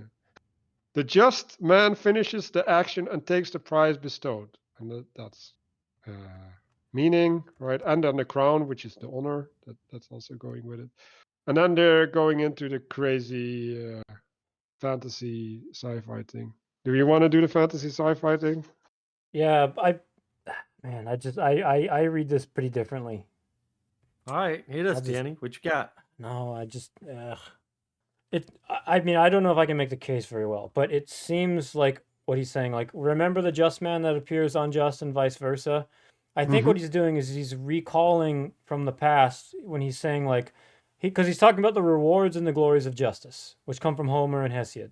I think what he's doing is saying, previously in the Republic, we talked about how I'm going to justify the merits of justice without invoking the gods. And I think what he's doing is he's basically pointing to the fact that this is breaking down. Now he said, I'm going to associate. Did he the say rewards... that he wouldn't invoke the gods? Like, I don't remember. It was in like book 6, I think. He talked about it, and maybe 2. Yeah, book 2. I think that's when this frame started.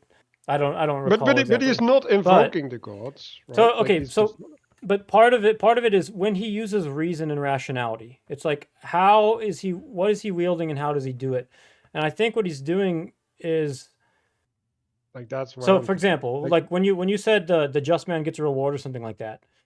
The emphasis that I got from that point was it's the way in which he runs the race, because it says the just man is like the guy who runs the race in such a way that he gets a crown at the end, and the unjust guy is the one who runs the race in such a way that he doesn't get a crown, even though he finishes it. And I think that's really what he's Mhm. trying to put emphasis on, is like the way of being is what I'm trying to highlight here. Mm-hmm. And that Right, has nothing to which is do the with purpose. internal and external dichotomy. No, it does actually. Okay, yeah, okay, it does. It does in the sense that, like, then my sticking But point no, there is like just there's this line that I pushed in, but basically he says they basically state justice has to be worshipped, also in others, yeah.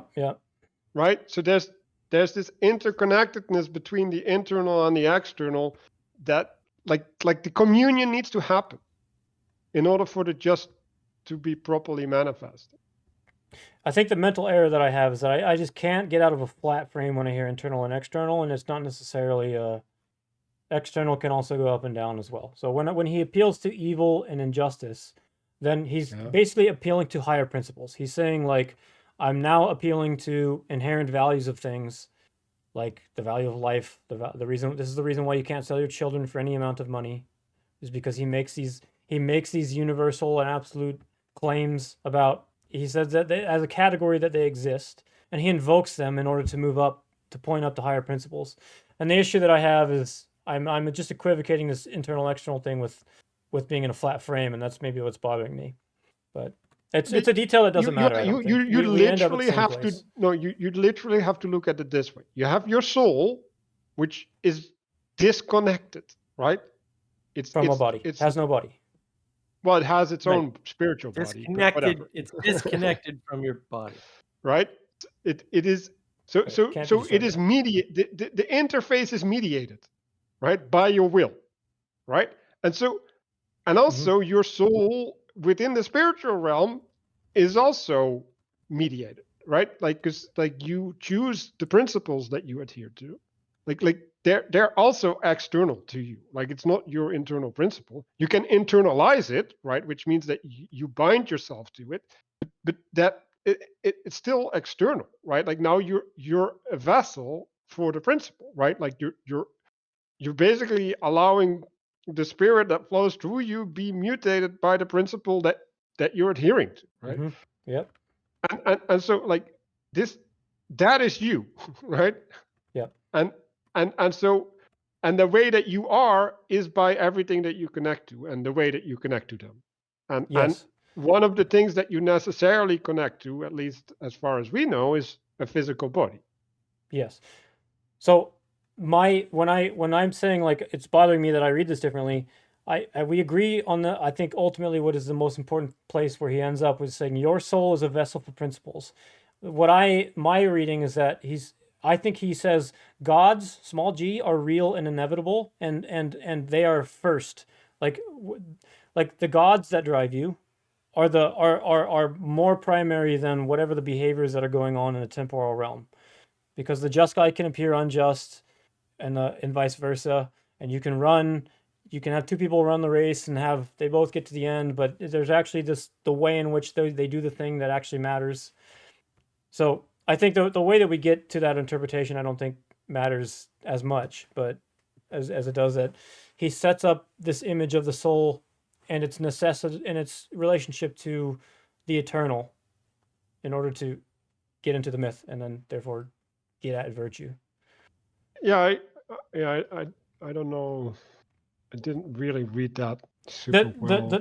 I think it's because the way that it relates to Homer and the way that he treats Homer in the poetical, that's kind of what's got me really dug in the trenches on how insistent that he is on the importance of the gods being the primary movers of people and not rationality. Like I'm Yeah, really hung up on this idea that like rationality is subservient I'm a to little bit confused about what he means by the gods, right? small g. Because I he's think of it as a pantheon, but I don't know, like lust, anger, the affections, all the yeah, well, like he affectations. kind of goes into it in the myth, right? Like because then he's doing some sort of pantheon, right? It's But like maybe Eros or he's something. limiting it to the planets effectively, right? And then he's basically doing astrology, which is referencing back to the people needing to do astrology, right? But astrology is effectively trying to capture movements in people's life, right? In the movements in the stars, right? So basically they're trying to see a corollary, between the things, right? And then use the stars as a map to the human psyche. And like if that's the argument, it's like, okay, like there's a bunch of forces that move you throughout your life, right? And they're on some level inevitable. Mm. And these are primary over the physicality or whatever. It's like, yeah, fair enough, right? But again, like that doesn't say much about how they manifest. Just right, like. Oh, well, thank you. But I completely did not understand any of that star stuff, and that means exactly what I want it to mean. So thank you for that. Yeah, there are forces Okay. out there that move you that are inevitable, that are primary. I think that makes sense. I didn't understand any of that stuff, though. Well, I don't know if he makes them primary. Like I don't know. Maybe. It could be Like another I way would to argue interpret it is, fundamental, like, but yeah. not like fundamental. Like you're or not you, right? Because he's not even talking about a person in the myth, I think. Just like the unfolding of time as such is within these things, right? Mm-hmm. And then they're given a human quality by, well, making them gods to us. But like, yeah, I don't I know. mean, another way to interpret it is that he's doing the same thing. Anytime he brings up math, it's like he's being absurd. It's like a comedy or it's heavy irony when he's just saying, "I'm gonna do some hand waving rationality that's going to be complicated and hand wavy before I make my next jump to the now suddenly we're at Judgment Day." So he's like he talks about all this star stuff, and then like suddenly he's like, "Oh yeah, there's going to be a Judgment Day, and now let's get into the myth," and he makes that weird step. Right. So I mean, I don't know what all that star stuff No, is. no, but no, but he said a bunch. I'll just go through it. Right, he said a bunch of specific things. Right, so the spindle of necessity. Right, on the light of the belt of heaven. Right, so there's something that constrains. Right, and the necessity constrains. Right, and all revolutions turn upon it. And the spindle are relating You're to. way deep into the myth. You're way deep into the Yeah, myth. because all the other stuff I couldn't take notes. Like I was like, okay, whatever. Like, Okay. Well, a lot of it's the beginning is the setup, right? like it wasn't anything relevant in my mind. Like it was just like, okay. So okay, just real quick before you jump down, it's just some things that jumped out to me when they're talking about the star stuff is they did reemphasize interval and harmony. Oh, I'm sorry. I'm farther ahead than I thought. My bad. I'm sorry. Didn't mean to interrupt you. Yeah, I'll that's cut this where out. I Go was. ahead. Go ahead. My bad. Yeah, no, I thought I was back farther. Oh, so wait, one quick thing. Well, that's maybe somewhat useful about how before they get to the spindle of necessity, they talk about how the tyrant is the only unforgivable sin, and he goes like straight to eternal punishment. In Christianity, there's a word for hell. One is Hades, the other is Gehenna. When Jesus sometimes will say things like to the Pharisees, and I think John 7 or 8, he'll say things like, "Where you're going, I cannot come." And the Pharisees will say things like, "Is he going to kill himself?" Because in their mind, the unforgivable sin in their world is suicide. And that means you go, and when you commit suicide, you go straight to Gehenna and not to Hades. And so that's why in the Bible you can have these weird things that kind of don't make sense in English if you're just reading it and you say, Jesus says, where I'm going, you cannot come. And then the Pharisees say, are you going to kill yourself? And you're like, what are they even talking about? It's because they think that he's saying, I'm going to take myself to Gehenna, right? So anyway, I just wanted to bring this up. This idea of like there's this unforgivable sin concept, pre-Christian, just seems interesting. And should we frame the myth before you jump to the spindle needle for anybody who probably hasn't read the? Okay, you can. Did you want to? I mean, I can't. you can't. Okay, so there's a temporal or an earthly realm. There's two portals. Left in Greek mythology, from what I understand, always means bad. Right, tends to mean good. There's a heavenly realm. There's these two portals. There's these There's an intermediating ghost in between. Actually, before we get to that, the souls are coming from Earth, from up and down, and they're meeting in this middle space. There's a mediator that they have to talk to. Behind the mediator, there's three ghosts: the ghost of past, the ghost of present, the ghost of future. Their names are Lachesis is the ghost of past, Clotho is the ghost of present, and Atropos is the ghost of future. I'm going to be honest. I didn't even think that the ghost of present and future even played a role in this myth. So I'm honestly not even sure why they're there, other than to just span the eternal spectrum. But like, The ghost of past is the one that these souls are coming up and trying to talk to through a mediating prophet, they call him, where they have the opportunity to choose their genius for the next life. So in other words, it's a reincarnation model, and that's just half of it. We'll get into the rest of it later. Yeah, but you skipped like a lot of stuff, like important stuff, because before you get to these goals, well, I don't know what are they called, fates. That's the way that my thing described them, right? So you have these spindlers, right, and they're holding the light of heaven that gets turned around them, but they're not, they're in each other, right? Like they're not separate, like they're integrated, and like it goes into the integration a little bit, and like I think it was sequential, right? But then it also goes into that it's taking different strands, but the point being is that they're taking from the same source, and I think eventually they're making one thing, but a bunch of other stuff happens. So I think that's important. So all revolutions turn upon us, right? And so these spindlers, they're referencing the solar system, right? And you can see how the things in the sky make everything on Earth happen, right? Like in a very is that what the spindle necessity is pointing to? Is it like an astrology reference or something? Yes. Oh my God, that's what I was saying. Yeah. Okay, thank you. Like it was even talking about Mars and the sun and the moon. Like, Well, this explains why I'm confused. So okay, thank you. anyway, so these things are all doing things, right? Like these planets are affecting what happens on Earth effectively, right? Which is basically heaven modulating Earth.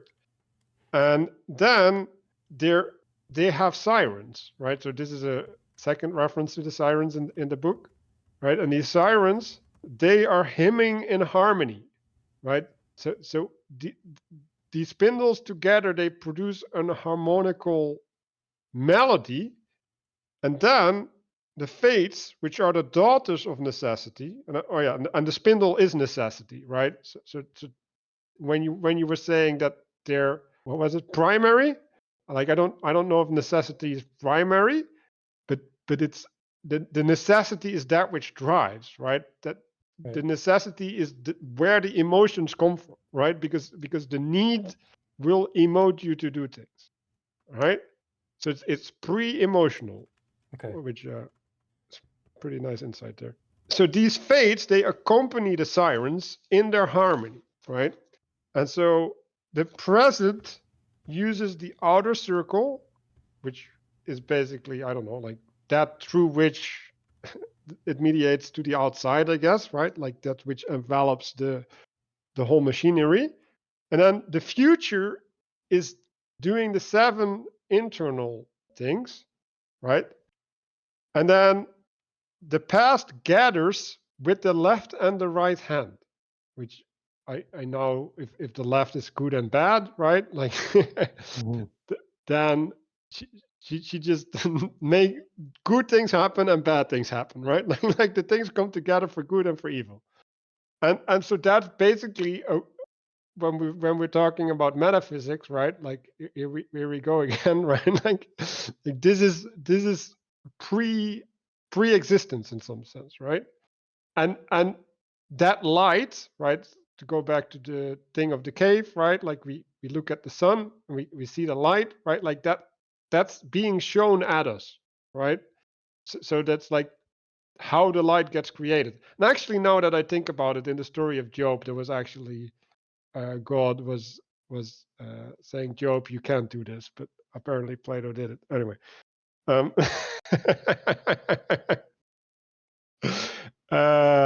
Okay, and then so then it basically says, oh, we're in a new era, we're born again, like for real, right? Like it's so analogous to what Christ is doing. So we're now in a new age, and you will choose your genius, right? So now there's a free will aspect in the ability to choose your future, right? And now you also get this thing, right? Like because you get a random distribution, right? And then I think this is what the last shall be first is kind of referencing to. Like, in some sense, really directly, right? Because, yeah, like, what's his name called? Odysseus. He's last, right? Or he's among the last. And he's the one that, yeah, and he's the one that chooses the best, right? He chooses the soul based upon the wisdom that he gathered in life, right? So his participatory knowledge revealed good from evil, and basically he was like, I don't want to be plagued by whatever I was plagued at in my previous life, and so I'm going to choose this. Just real quick, since we're talking about things that Christianity stole from here, in 612e, there's also the everything works for the good of the friends of the gods, which is like Romans 8, all things work together for those who are called according to the love of God and called according to his purpose, or whatever it says.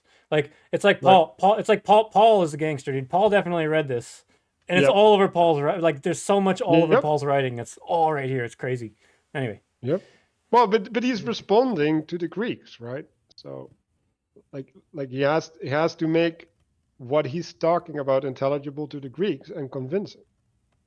So, like, yeah. So how does the soul work as a system? Recognizing that is required to choose the best soul, right? So basically he's saying, well, the soul has some components, right? And they need to come together in the right way. And if you don't know how they come together, then how do you know what a good soul is, right? Evil is the life that will make the soul unjust. Good will make it more just, right? So this is a more argument, which I don't like, but okay. All else, the good person will disregard, right? Like, so he will only look at good and evil, and all the other stuff is irrelevant. And here we have our relevance realization in Plato. There we go. So one of the things that I found important when reading that line, when they're choosing their own genius, like you said, when they said virtue's free, and as they set up this concept, the notion of inertia, as a man honors or dishonors, he'll have more or less of her. The responsibility is with the chooser. Then they say dash, God is justified. So they just like put a ham, they just say God is justified, and they just put a, like, boom, that's the way it is. Like there's inertia in the story, and they just let it be so. Let it be thus and so. Well, yeah, but like, it's definitionally true, right? Like, this is the problem. Like, it's just definitionally true. Like, God is by definition justified. Sure, yeah. So yeah, and like, you don't want to know how often that's being sung in churches, right? But yeah, I like this idea, right? So you look at evil and you look at good, and everything else is not relevant, and then you have your relevance realization, and then you get some Carl Jung in here too, because man has to choose the mean and avoid the extremes. So even the last choice gets a fulfilling life, right? So now he's making a statement about like, every life that you've been given, you can be virtuous and therefore you can have a good life, which is also a pretty intense claim. And then the one who makes the bad choice doesn't blame himself, right? So it was this guy who was first, and he was like, oh, the reason I picked the wrong thing is everything but me, right? Which is the victim narrative, and like, it's all there too. And it's also, yeah, like, that's also what makes him incapable of picking the right thing at the same time, right? Because he's not reasoning from that responsibility. And then he's making a claim about that soul too, right? That soul was only virtuous out of habit, right? So even though he came out of heaven, he wasn't truly divine, because he didn't choose the divine answer. So that's an argument for your training thing, Mark. Yeah. Those from heaven had not been schooled by trial. There you go, participation. And then they're talking about the throne of necessity, the plain of forgetfulness, and the river of unmindfulness, right? So this is the way by which we forget who we were or whatever, right? So necessity drives us, and then because we need to do things, we forget other stuff, that which is important, right? And then in the river of unmindfulness, we drink and we indulge in sin effectively, right? And only the wise people stop drinking, and they're saved by wisdom. Well, I think it's ambiguous. I think their fate is ambiguous. Is that there's a class of people who indulge too much? Go ahead. They're not as screwed. Like Well, they're not stating that they're saved. They're just yes. stating like The that's how they. Yeah, the people who overdrink are condemned to their inertia, and the people who are wise, it's kind of leaves it open ended. I think that was Right. my interpretation. Yeah, Which no. But they are saved from worse, right? So it doesn't mean that they have the good. It means that they're not in hell, right, they're not in hell. Yeah. basically.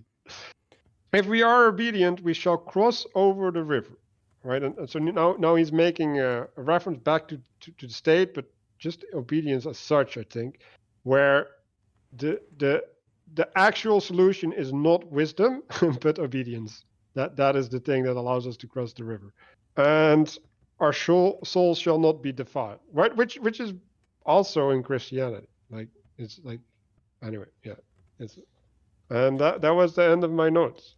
So one thing that really jumped out to me in this myth is the language and the topics that they touch on. We've been touching on, but they really do. I think as far as there's maybe it may be difficult to interpret certain parts of it or understand what he's getting at, but the language that he uses towards the end is, in my opinion, quite clear at what this whole book is about. Like I'll just read this section for example. I don't have the part before this, but something about souls are trying to learn and discern between good and evil, and so to choose always and everywhere the better life as he has opportunity.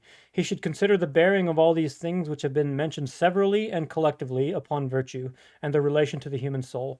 So previously they were talking about arguments about how you're connected to the many, considering the many as well as the individual aspects. He should know what the effect of beauty is when. Oh, so let me pause right here before this. Before they got into this treatise on covering all these topics, they talk about how in this mediating space, talking to the prophet is a whole bucket of Muppets. It's people from all kinds of different backgrounds, shapes, and walks of life. So what they're saying is everyone can come here and everyone's dealt a different hand in life and everybody has a variety of circumstances. And one of the things that they said earlier is that which when they were building the cities, I didn't mention this. Let me rewind and try to find this. They said something to the effect that rationality can't handle variance in the soul. Like when we're forming the law, we have to put everybody in a straitjacket in certain ways. And so part of what they're getting at in this Judgment Day thing is that like there's a bunch of complexity in evaluating all the various circumstances of one's life, and this is kind of an image of where you have this, maybe perfect judge or something like that. He should know what the effect of beauty is when combined with poverty or wealth in a particular soul, and what are the good and evil consequences of noble and humble birth, of public and private station, of strength and weakness, of cleverness and dullness, and of all the natural and acquired gifts of the soul, and the operation of them when conjoined. Blah blah blah. And he goes on. They mention that evil's the thing which makes the soul more unjust. And there's lots more language like that, but it's those passages that really touch, I think, the full gamut of all of these different facets of life that I think really show you that the Republic is about trying to navigate these things. I mean, what do you think, Mark? You seem like you have a skeptical look. I mean, there's a lot going on in the Republic, obviously, right?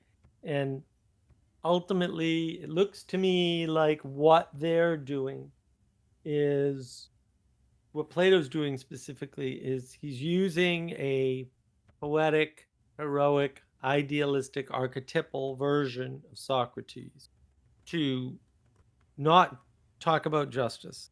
That's the surface level. But to explain to you how to be a good person. And they're doing that with very high contrast to absurdity. Whole text is absurd. Every part of it is designed to be technically absurd, right? It's this or that, which is just nonsense. Obviously nonsense. And they're poking fun at the fact that they're doing that. And ultimately, at the end of the book here, this final few pages, I don't even know what to make of it, is clearly a poet. It's a story. It's a poem, right? It would have been considered a poem by the ancient Greeks. And the purpose of that is to talk about explicitly what makes you a good person versus a bad person, and what are the penalties and rewards in each case. And so it's as if at the very end he's revealing his true purpose of the text, which is not in fact to merely talk about justice, although he certainly does that, but to resolve the issue of how and why to be a good person instead of a bad person. And throughout the text, he's talking about this juxtaposition between the things and your relationship to the things and your attitude towards that relationship. And that's the key, right? If you were to boil down John Vervaeke's work and say relevance realization is important, that's what relevance realization will ultimately end in, is you have to know what to pay attention to, which is going to be a relationship ultimately, and you have to have the right attitude towards that relationship in order to manifest anything at all. And then And the relevance realization also is wrapped up in you have to realize that the manifestation that you're doing should be towards the good and not towards anything else, because there's two other options, the neutral and the bad. well, two things, right? So the good only exists in relation to a body, right? Because you have a corruption of the body or you have a Yeah, building of the body, right? right. And then everything else is irrelevant, right? So that's your relevance realization. Right.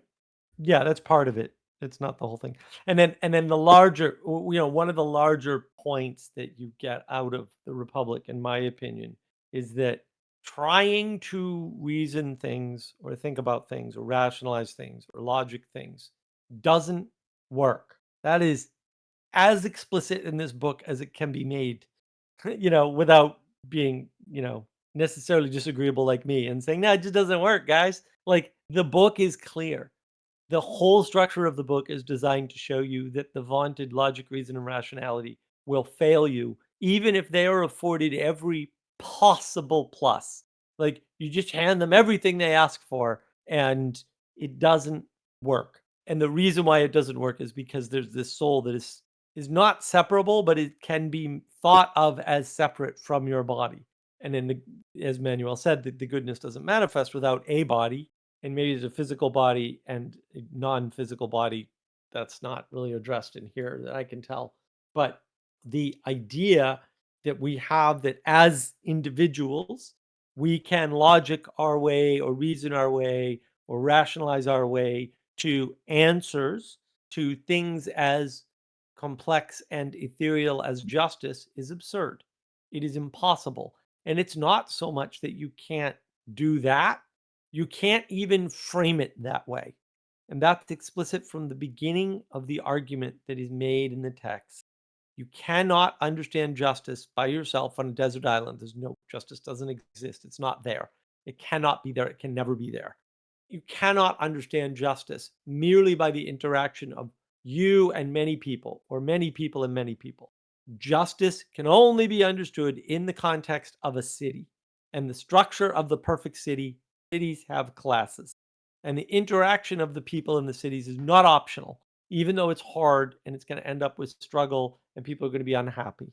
Like all of that is made explicit in this text. And the fact of the matter is, he ends it with a poem. He's obviously not against poetry. Come on.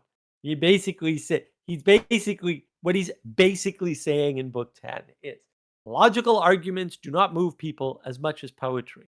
He reaches the end of the logical argument and then deliberately switches into a poem to move you. Like, no one's ever said that to me before, and I'm a little angry. I'm like, what book did you read, and what were you paying attention to? Because holy crap, like not only is it that he doesn't throw out poetry, it just doesn't happen. You're fantasizing. You're leaving out a whole section of the book if you think that's what he says. He actually turns around and uses the poetry because his logical argument fails. Now, that statement is a whopping, brain exploding nuclear weapon for the project of what we'll call modern philosophy after Plato and Aristotle. And what it basically means is that whole endeavor is completely bankrupt. And Plato makes that abundantly clear in the Republic. And wow, you're not going to hear anybody say that. But wow, they really should. Kind of an important point. That all the stuff that comes after is nonsense. And the fact that people can be moved by logic, reason, and rationality is not very impressive. And ultimately, it is, we'll call it proper poetics, that wins the day. And that's why the book ends with proper poetics. And look, it's hard to make the proper claim, but I'm going to make it anyway because I think Plato's explicitly making that claim. And the reason why it's a proper claim is not only the setup of the book, because you can't do without it. You can't take book 10 by itself or the last couple pages by itself and say, here's the poetic argument at the end, right? You have to understand that within all of that setup is important. And then within all of that setup is this last effort that is purely irrational, illogical, and unreasonable. This guy came back to life after having been seemingly dead on the battlefield, but an unusual preservation, walked off the funeral pyre, and then starts telling this story. Fair enough, dude. That's how you're ending your philosophical text. Fair enough. Like, I'm all in. Like, I'm there. I'm thoroughly in. And then the story is about what? It's about life, death, and reincarnation, as if Plato is pointing upward to the eternal in his argument. And so, whether or not his life, death, reincarnation argument is persuasive to you, it is certainly an exploration in the right relationship to the ethereal, and to things like virtues and values, to justice and goodness. And that's what I have to say about that. And man, I mean, talk about surprise ending to me. Like, that was as surprise an ending, and I read it this morning, obviously, just before this, as you could possibly have thought of in my mind. Yeah, and I really like. Yeah, you said a lot of really great things there. I really love the richness of the imagery. In just a few sentences, Plato can just create these big, rich images that cause you to really go, huh? Like, I've never read a book. This is probably the best book I've ever read, and it's also the book, probably the book that's caused me to go, huh, the most often. But somebody asked last night if we figured out where justice was on your live stream. A couple explicit things here. 604b. There's no knowing whether such things are good or evil, and nothing is gained by impatience. So he doesn't say that if you want to be virtuous, pursue patience. He says, well, if you're not patient, nothing good comes from it. 612e, the nature of both the just and unjust is truly known to the gods. And then in the reason why I referenced 604b about the patience thing is because Manuel mentioned these people who are virtuous by habit only. That's 619d or e. And what they do is they go up to the prophet and they make their decision really fast.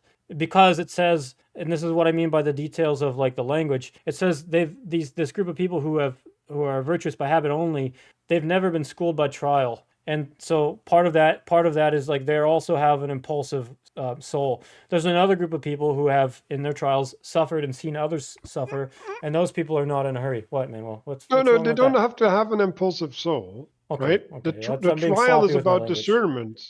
Yeah, it's about discernments, but okay, go ahead. Well, I mean, he did say that they choose too quickly. Important that no, because the discernment like you can have discernment and be passionate. Like there's Right. like that's a sin against the Holy Spirit. Like in some sense, like oh, you know what you need to do and you're not doing it. Like that's how you get into hell. He does. Go ahead. Well, no, I wanted to change. Keep going.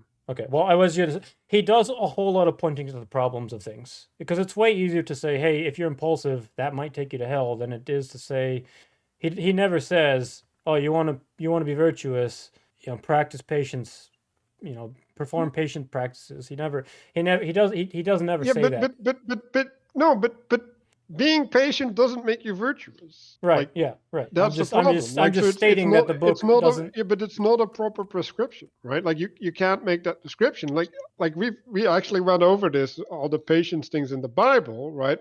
And why are you patient? You're being patient in order for God to do things for you effectively, right? Or in other words, you don't have proper framing. You have to look at what's happening, right? And then you can see the nature of the body that you're in with reason, right? And then when you have had the revelation from your reason, you can re-engage because you know the good, right? So the patience is the space that allows you to discern the good. But you have to do that. Like you have to have a means of discerning the good and relating to it. Mm-hmm.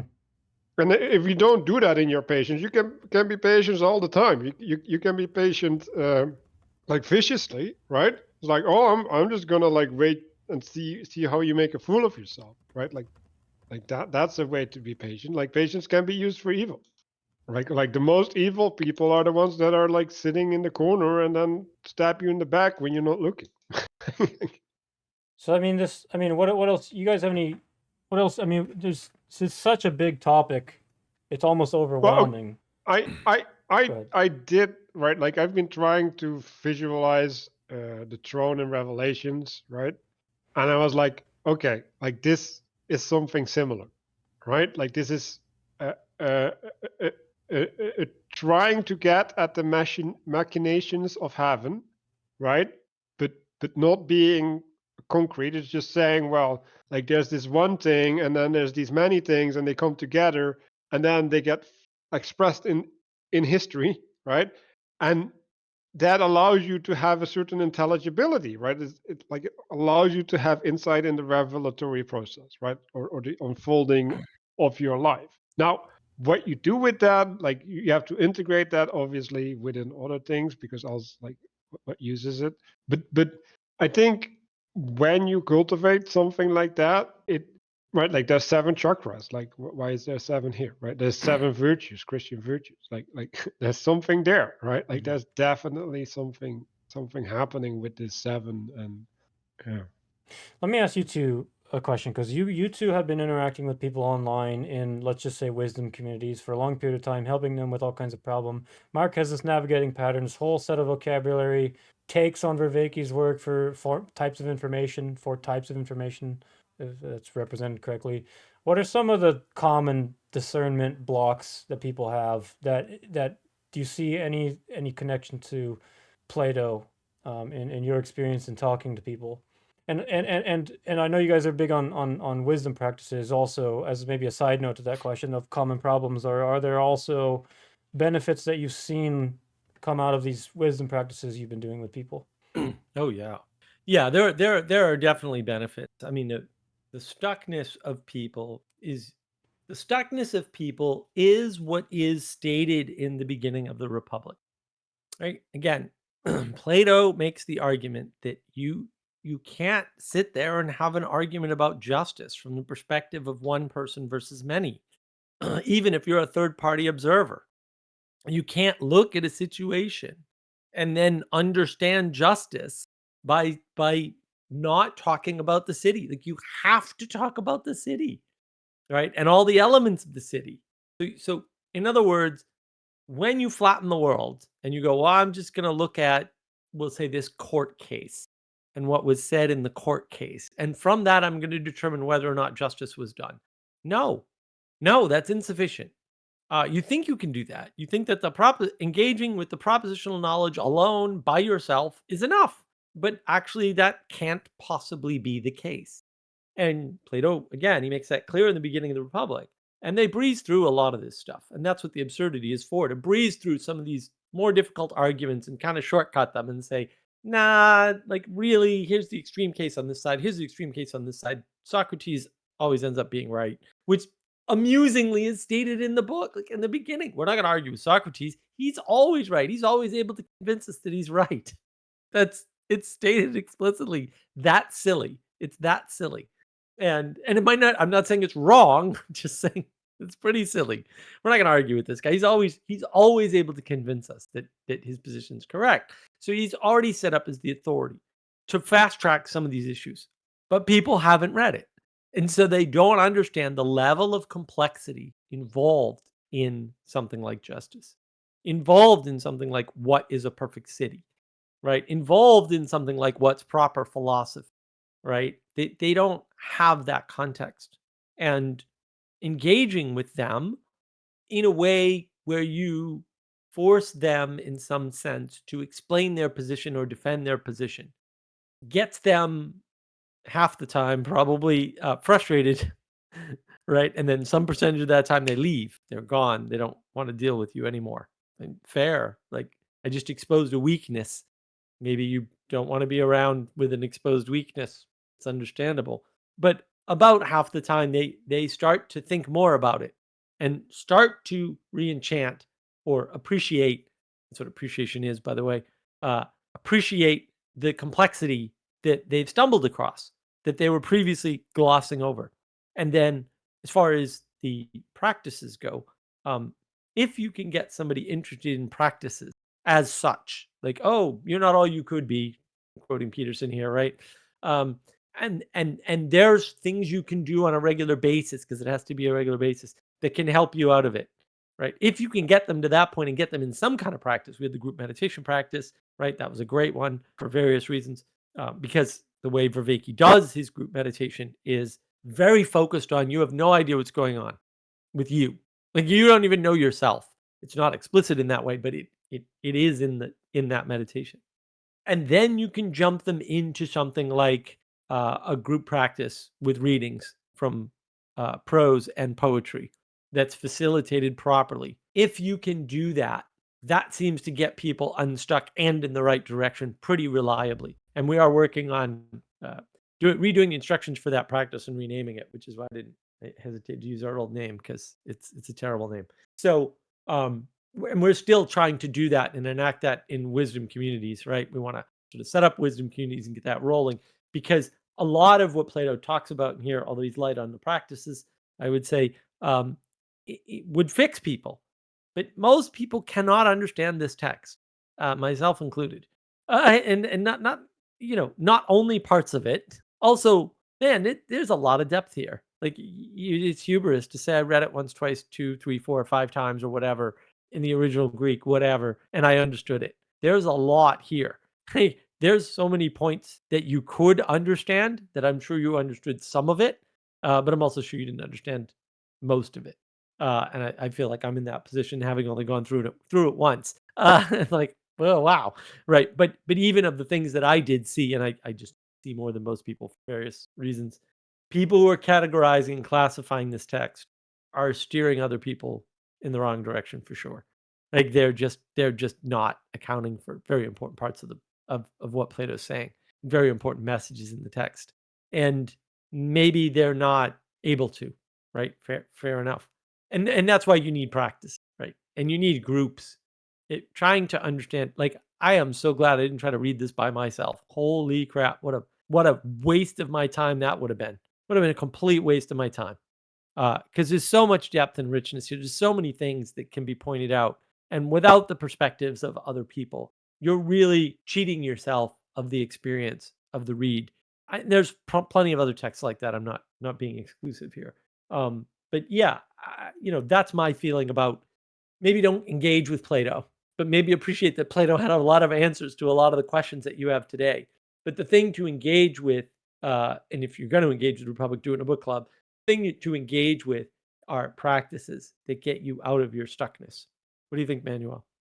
Yeah, well, a couple things. So the way that we started off with the practices is basically building upon Vervaeke, right? Because he's like, yeah, there's all of these things, and like we need to account for these problems and stuff, and then we kind of were like, okay, like let's use this framework, and then we expanded it a little bit, and we even made our own language, right? We and it's like, basically he wanted to make an ecology of practices, and these practices are supposed to, well, integrate in some manner, right? And this is where my big complaint comes with practices, right? Like, you can do a practice, it will be helpful to you, but it won't be anything close to what it can be if it's not integrated within a framework, right? And that's the beautiful thing about the Republic, right? Like, it is providing the framework to be integrated in. Now, what is the distinction, right? Like, you could say you can learn to ride a bike, for example, but that doesn't mean that you can do a race, right? Because a race has to do with training schedules. It has to do with relating to other people on the bicycle, right? And you have a support team and you have a trainer. So there's all of these things that come together to allow you to do this special thing, right? And like, when you can ride a bike, you might can get your groceries on your bike or whatever, right? But it's not the same as what this professional is doing, right? Like, and yeah, here the analogy breaks a little bit down, but if you look at it at your life, and we've been going through these passions, right? Like a practice is a little bit as a passion, right? Like, it's something you do for a while and then you drop it, right? Because, like, why would you continue, right? Like there's no reason for you to continue, right? And so you can't really build something with it. Like the only way to build something is that you place it into a structure that can hold it, right? And that can sustain it.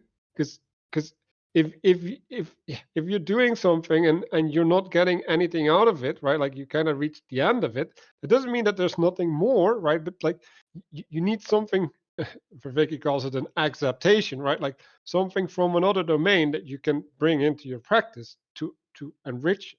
And so these things, they only exist in traditions, right? Like they exist in people coming together in certain ways, connecting things in ways that you can repeat, right? And have an experiential component for you. And so that's what I've been going through myself a little bit, like having that revelatory process. And I want to grab something of that and take that back into the practices, right? Like to build a structure. Like Mark is trying to do something similar with his YouTube channel, right? Where he's basically trying to give you words that, well, because they're out of his mind in some sense, right? They're connected to other words, and he's trying to weave that web for you. And when you start having the web, right, like when you have the 7 planets that are turning in the right way, now you can start seeing movement, right? You can start seeing an extra dimension uh, with, within your life, and then, right, this is the re-enchantment of the world, right? Like then something opens up, right? Like now the quality of your participation changes, right? And so what we're trying to do is we're trying to, like focus the practices in such a way that that process can happen for you. and build the framework for the for the practice, right? So one of the problems you run into, I like to focus on framework, Manuel. That was good. You can do the Sam Harris meditation app. You're going to become a narcissist. Don't do that. You're going to become a narcissist for sure, guaranteed. It's too self-referential. It's not in a framework. And it's not that it won't help you, but it will corrupt you at the same time. Hence, there's a trade-off. There's a price. You can do Vervaeke's meditation, which I love. It's how we met. So, right, Manuel and really Danny and Ethan and everybody, Adam, right? It's all due to Vervaeke's daily meditation during the fake news virus scam. But you need to do it in a group. But ultimately, in order to do anything in a group, you need a framework that enables people to get together on a regular basis and helps them with things like accountability. And in order to have accountability, you really need to be part of some kind of community. And one of the failures that I see is people are trying to make one community to rule them all. And I think that's the Benedictine option or whatever the Christians are talking about. That's an error, right? That's an error. But making communities, making wisdom communities, communities that are specifically focused on what Plato's talking about in the text, I think is super important. That is sort of the main thrust of the Mark of Wisdom project in general. I have a Discord server, right? Got a storefront. We've got a website. We got to write some more material for it. That is the focus, is to get that rolling. And navigating patterns is the vehicle for understanding and drawing people in. And like, even if you don't engage in a wisdom community, there's navigating patterns that'll help you understand the world, give you some context and some ways of relating, maybe help you to engage in such a way that you too can refine the practices you already have, see the value in practices around you, which would give you sort of a push to engage in those practices. Because one of the major problems we have is we've all been told we're individuals. That's garbage. And we're not engaging with other people. We're not cooperating, right?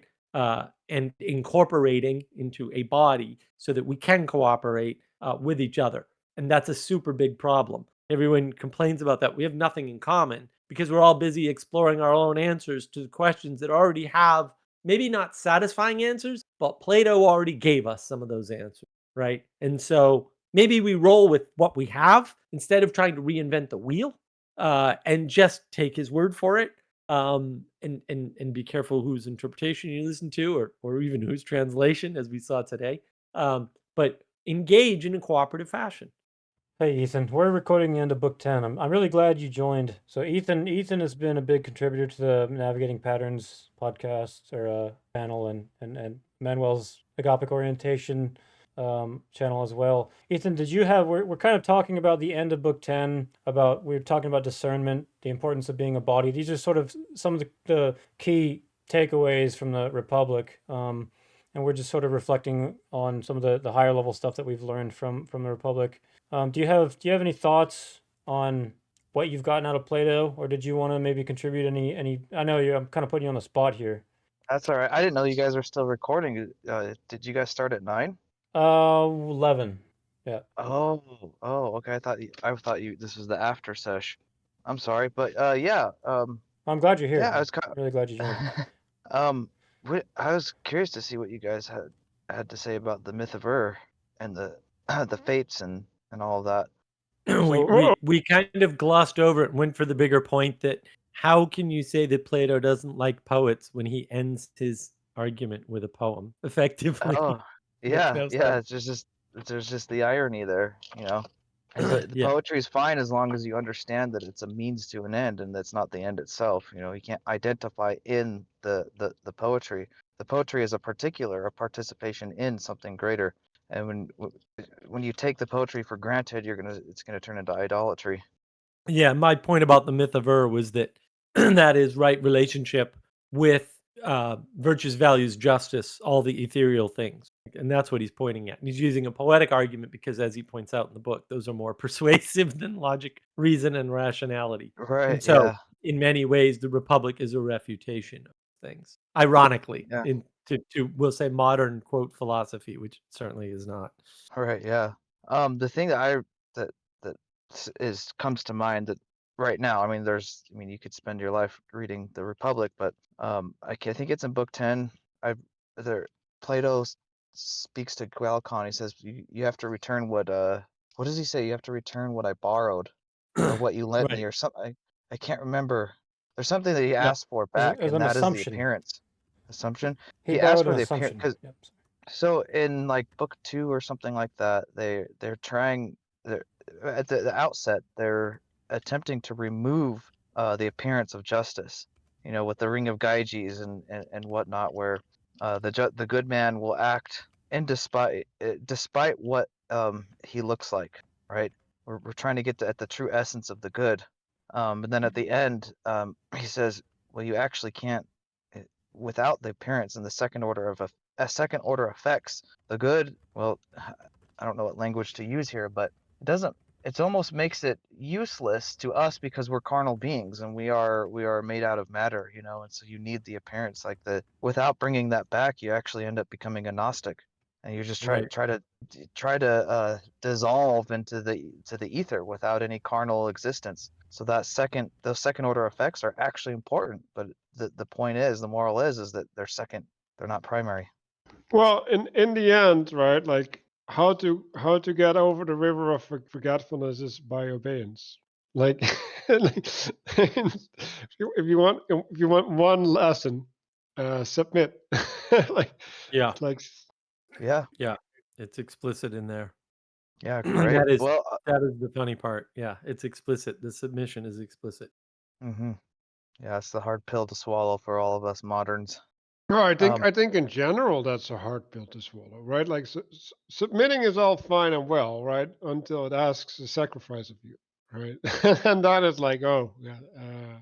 But in the past, right? It was less like who were you without your role, right? Like if you lose your role in society, that's effectively exile, right? Because like how are mhm, you gonna get a new role, right? And yeah, exile is just worse than that we yeah, all lost that stuff, right? Like we're not that bound to our station anymore, right. and We're like convinced that we think that's a good thing, but I don't know about that. we're individuals and we don't have roles. So we're experiencing this exile all over the place and we don't even know it. Like, yeah, What would Yeah, you no, say to somebody? Go ahead.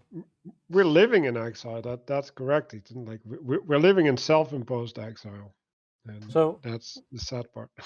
we got into discussing discernment at the end of book 10, and we were talking about some of the the problems. I know we frequently reference the age of gnosis and the intimacy crisis and the faith crisis and things. And Mark referenced that people are stuck. Okay, and when you're stuck, you have problems that need to be solved. What about, have you run into many people who don't feel that they fall into any of those categories, but on the other hand, they don't have a clear picture of what is that? Would that fall into the faith crisis when they say, I don't feel like I can see my role in life. I don't feel like I have particular problems. That's nihilism. Nihilism. Yeah. I mean, It's look, a lot of people will say I don't have any problem, right? And what they're referring to is they're affluent. Okay? And so they're we'll say materially affluent. And so they don't recognize something. And it's like, why are you here? Right? Because well, why are they engaging with Peterson or Vervaeke or Van der Clay or Peugeot? What are you doing there? Because I think you're only there to seek answers to some kind of a question. And a question is a way of framing a potential issue or problem that you have. And so, yeah, I think that that needs to be separated from the very clear fact that there's a bunch of people running around who don't see any problem, and they're either stuck in it or it's coming to get them, and it's coming fast, right? And it's going to wipe them out. And Peterson kind of talks about some of that, and Jordan Peterson's great, obviously. Being in the Peterson sphere is wonderful because he does give us a framework and a language, right? I know I sort of refine some of that, we'll say, based on interactions with people already there, we'll say, or people who aren't there yet. The people that are going to get wiped out that are oblivious, we'll say, are oblivious. And then the people that have a question pretty much fall into one of two camps: crisis of faith. In other words, they've had some religion in the past, right? Some interaction with it, and they don't anymore, right? Or it's lost its value to them. They're not using it, whatever, however you want to think about it. And then the meaning crisis people who maybe have had none or very little interaction with religion, religious concepts. They tend to not understand poetry and poetics as such. And that's wrapped up on navigating patterns in the knowledge engine model video, where we talk about the 4 P's of information, right, which is obviously taken from John Vervaeke's work. And if they don't have access to that stuff, they need practices and a framework to do those practices, as we mentioned earlier, to get into that space. Because we don't recognize that that skill is a skill, like being able to read poetry and appreciate poetry or music, to give a nice nod to Ethan here, who's a musician. Look, people lose that skill, or it becomes corrupted. Like if all you're listening to is pop music, I got news for you: you're not appreciating Beethoven's Sixth the way you need to, right?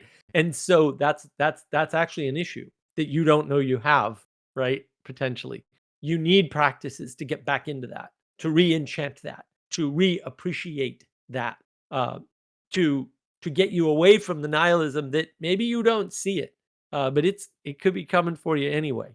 And that's what's really important. And I'm look, at some point, I'm way less worried about the people who don't know it's coming and are going to get wiped out than I am about the people who have the question. Because the people who have a question, it's not very reliable and it's really messy. And maybe you don't even get most of them, although I would argue that we do get most of them.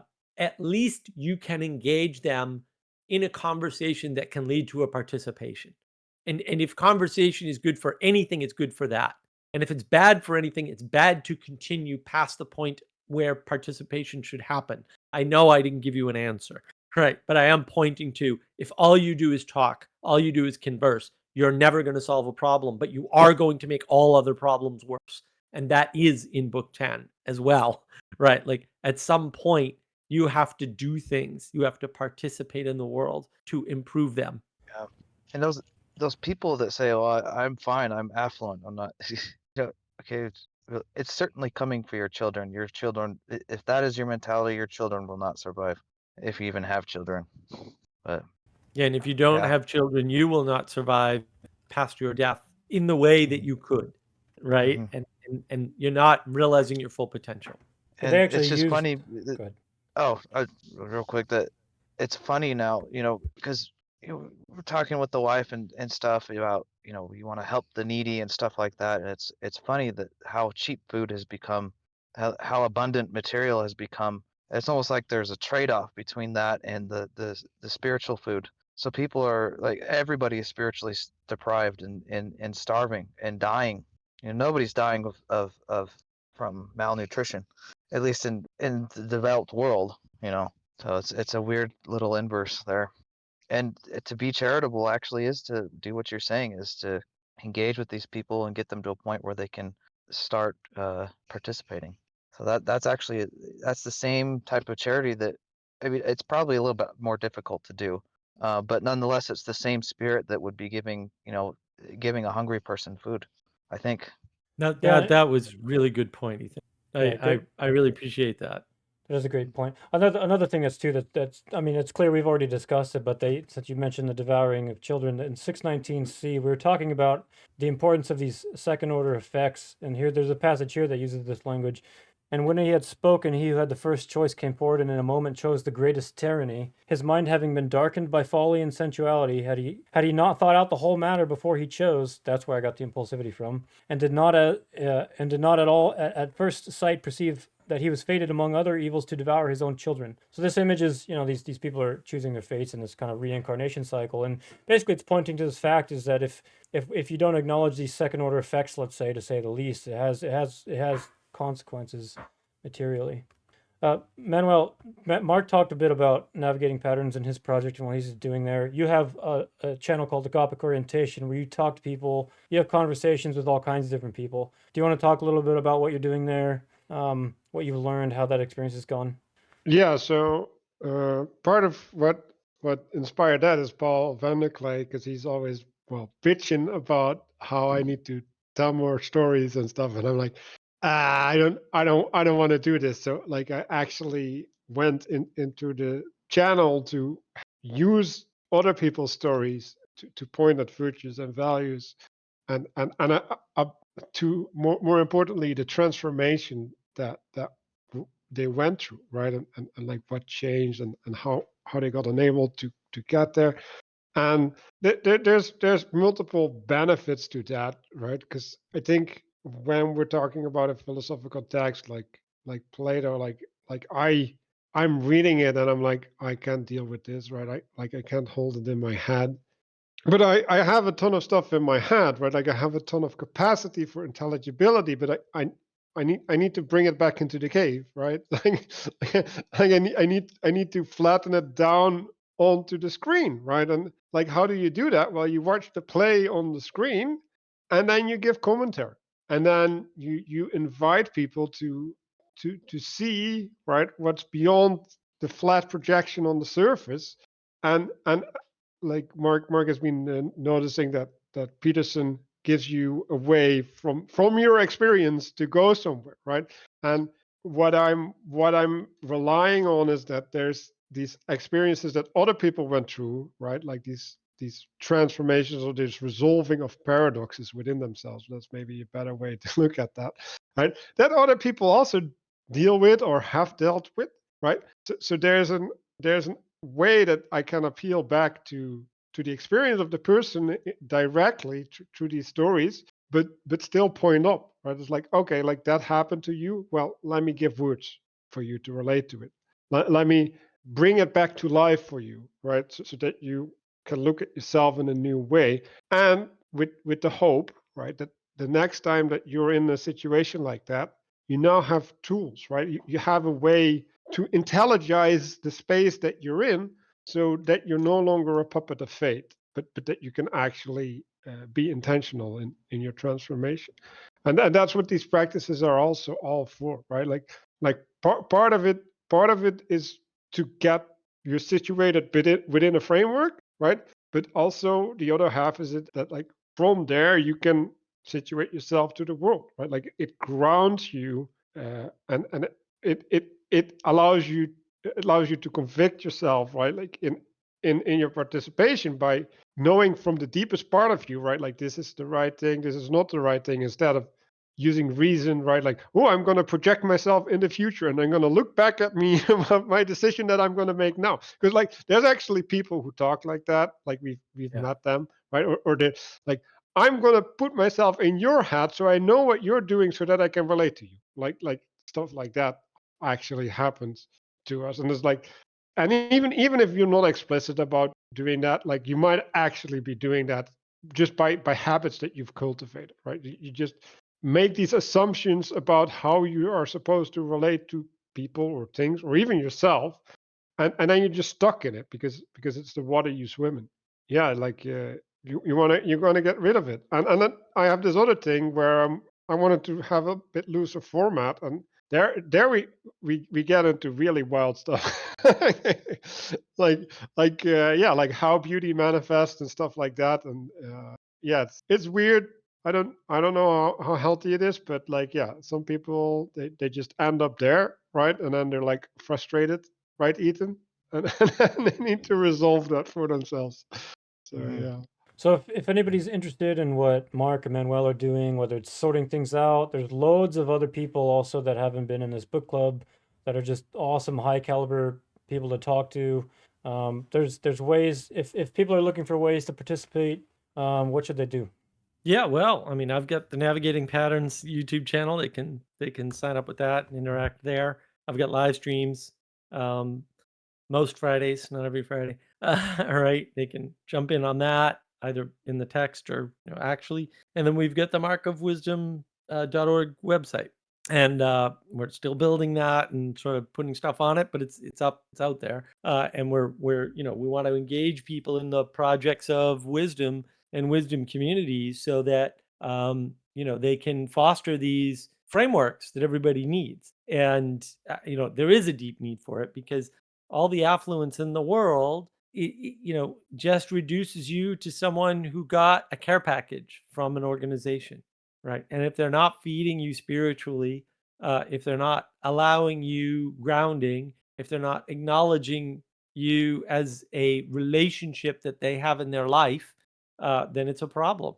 But yeah, that's what I would say. There's also a Discord server, the Mark of Wisdom Discord server. You can join us there. Uh, Quite often we're on. There's a bunch of text channels. There's some art projects going on, right? We've got virtue cards are coming. Sally Joe's doing those. They're going to be awesome. And yeah, just there's reach out. We're out here trying to make things happen, and it's always a struggle because making anything happen is a struggle. But yeah, that's what we're doing. Manuel, you have anything to add to that? Well, like I always need guests. So if you want to participate on my videos, just reach out. I'm on the Discord, so I'll be reachable there. Yeah, or do a comment under this video, and I'll get to you somehow. Participation would be good. Any feedback of what you liked or didn't like, things we could do better, anything that you are interested in that maybe should be on the radar of the team, put that in the comments. Does anybody else have any closing thoughts? I know we could riff forever because this is huge. We're at the end of a nuclear bomb, but I know Ethan, Yeah. you kind of joined in a bit late. Mark, Manuel, Ethan, any of you have any kind of concluding reflections on the last 9 months? Yeah, I did my concluding on the book, so I'll do it on the last 9 months. Look, this has been great. I never would have read this book otherwise. A bunch of weird things happened to get this to happen. Like Ethan last Christmas sent me this copy, for example, because I didn't have a copy. The copies that I should have had got stolen from me, unfortunately. So for me, it was a good use of a Christmas present. And like I said, I mean, trying to read this book on your own is like maybe, but probably not. You really should read it with a group. And so this has been wonderful for me, and to be able to share and sort of explore and find out, how misled we all are about what Plato actually said and what's here and what's not.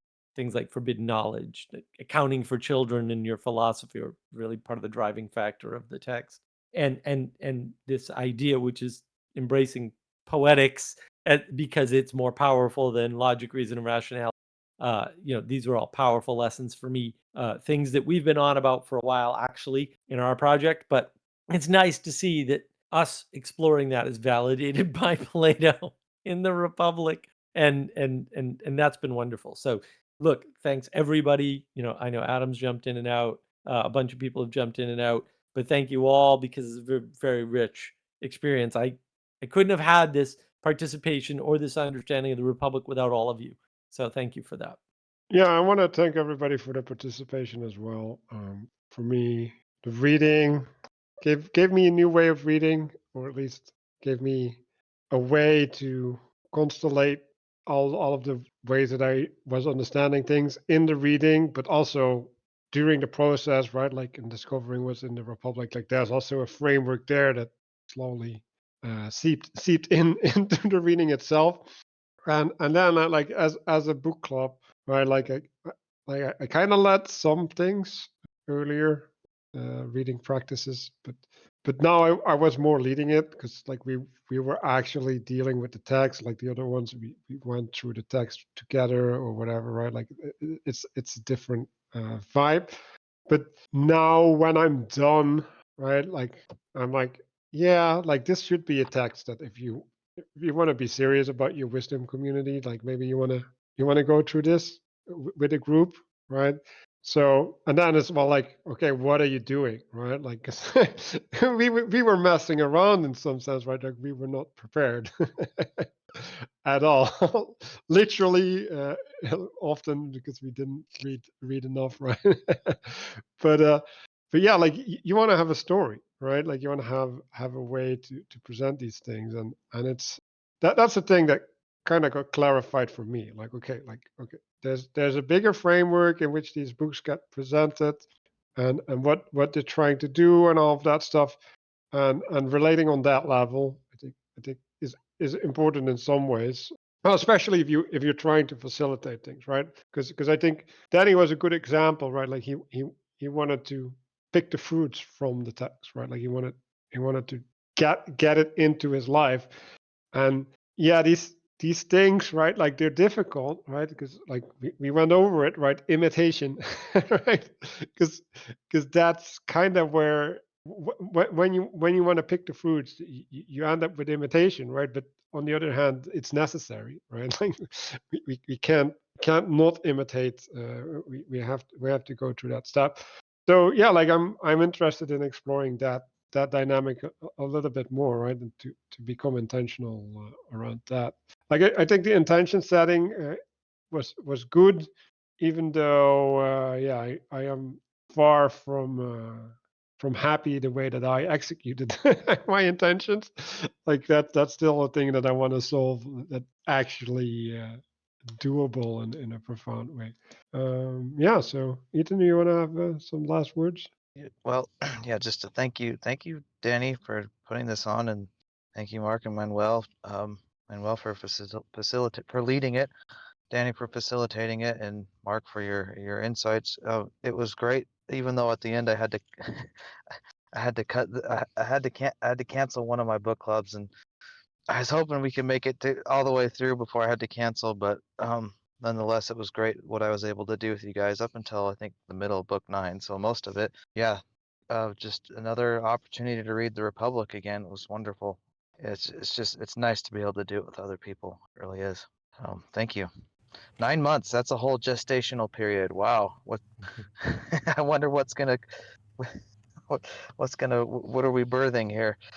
But Yeah, it takes a lot of time yeah. to show up to this, so thanks to everyone. I know sometimes some mornings are, a little more tired than others, but I think it was a great experience. I mean, there's loads of applications. Again, it's been said that your first time reading the Republic is your 0th time, and so I mean, having gone through that, especially once you get a lot of the foreshadowing and imagery and similar dichotomies and all kinds of stuff that's just packed. You start seeing patterns, previously in the text that you're like, man, I can now wire so many more things together. But yeah, it trains you how to think. I like what Manuel said about the intention setting, doing it in a group of people and also over an extended period of time. The Socratic thought process does seep in more deeply, and participating in disciplines also trains its discernment.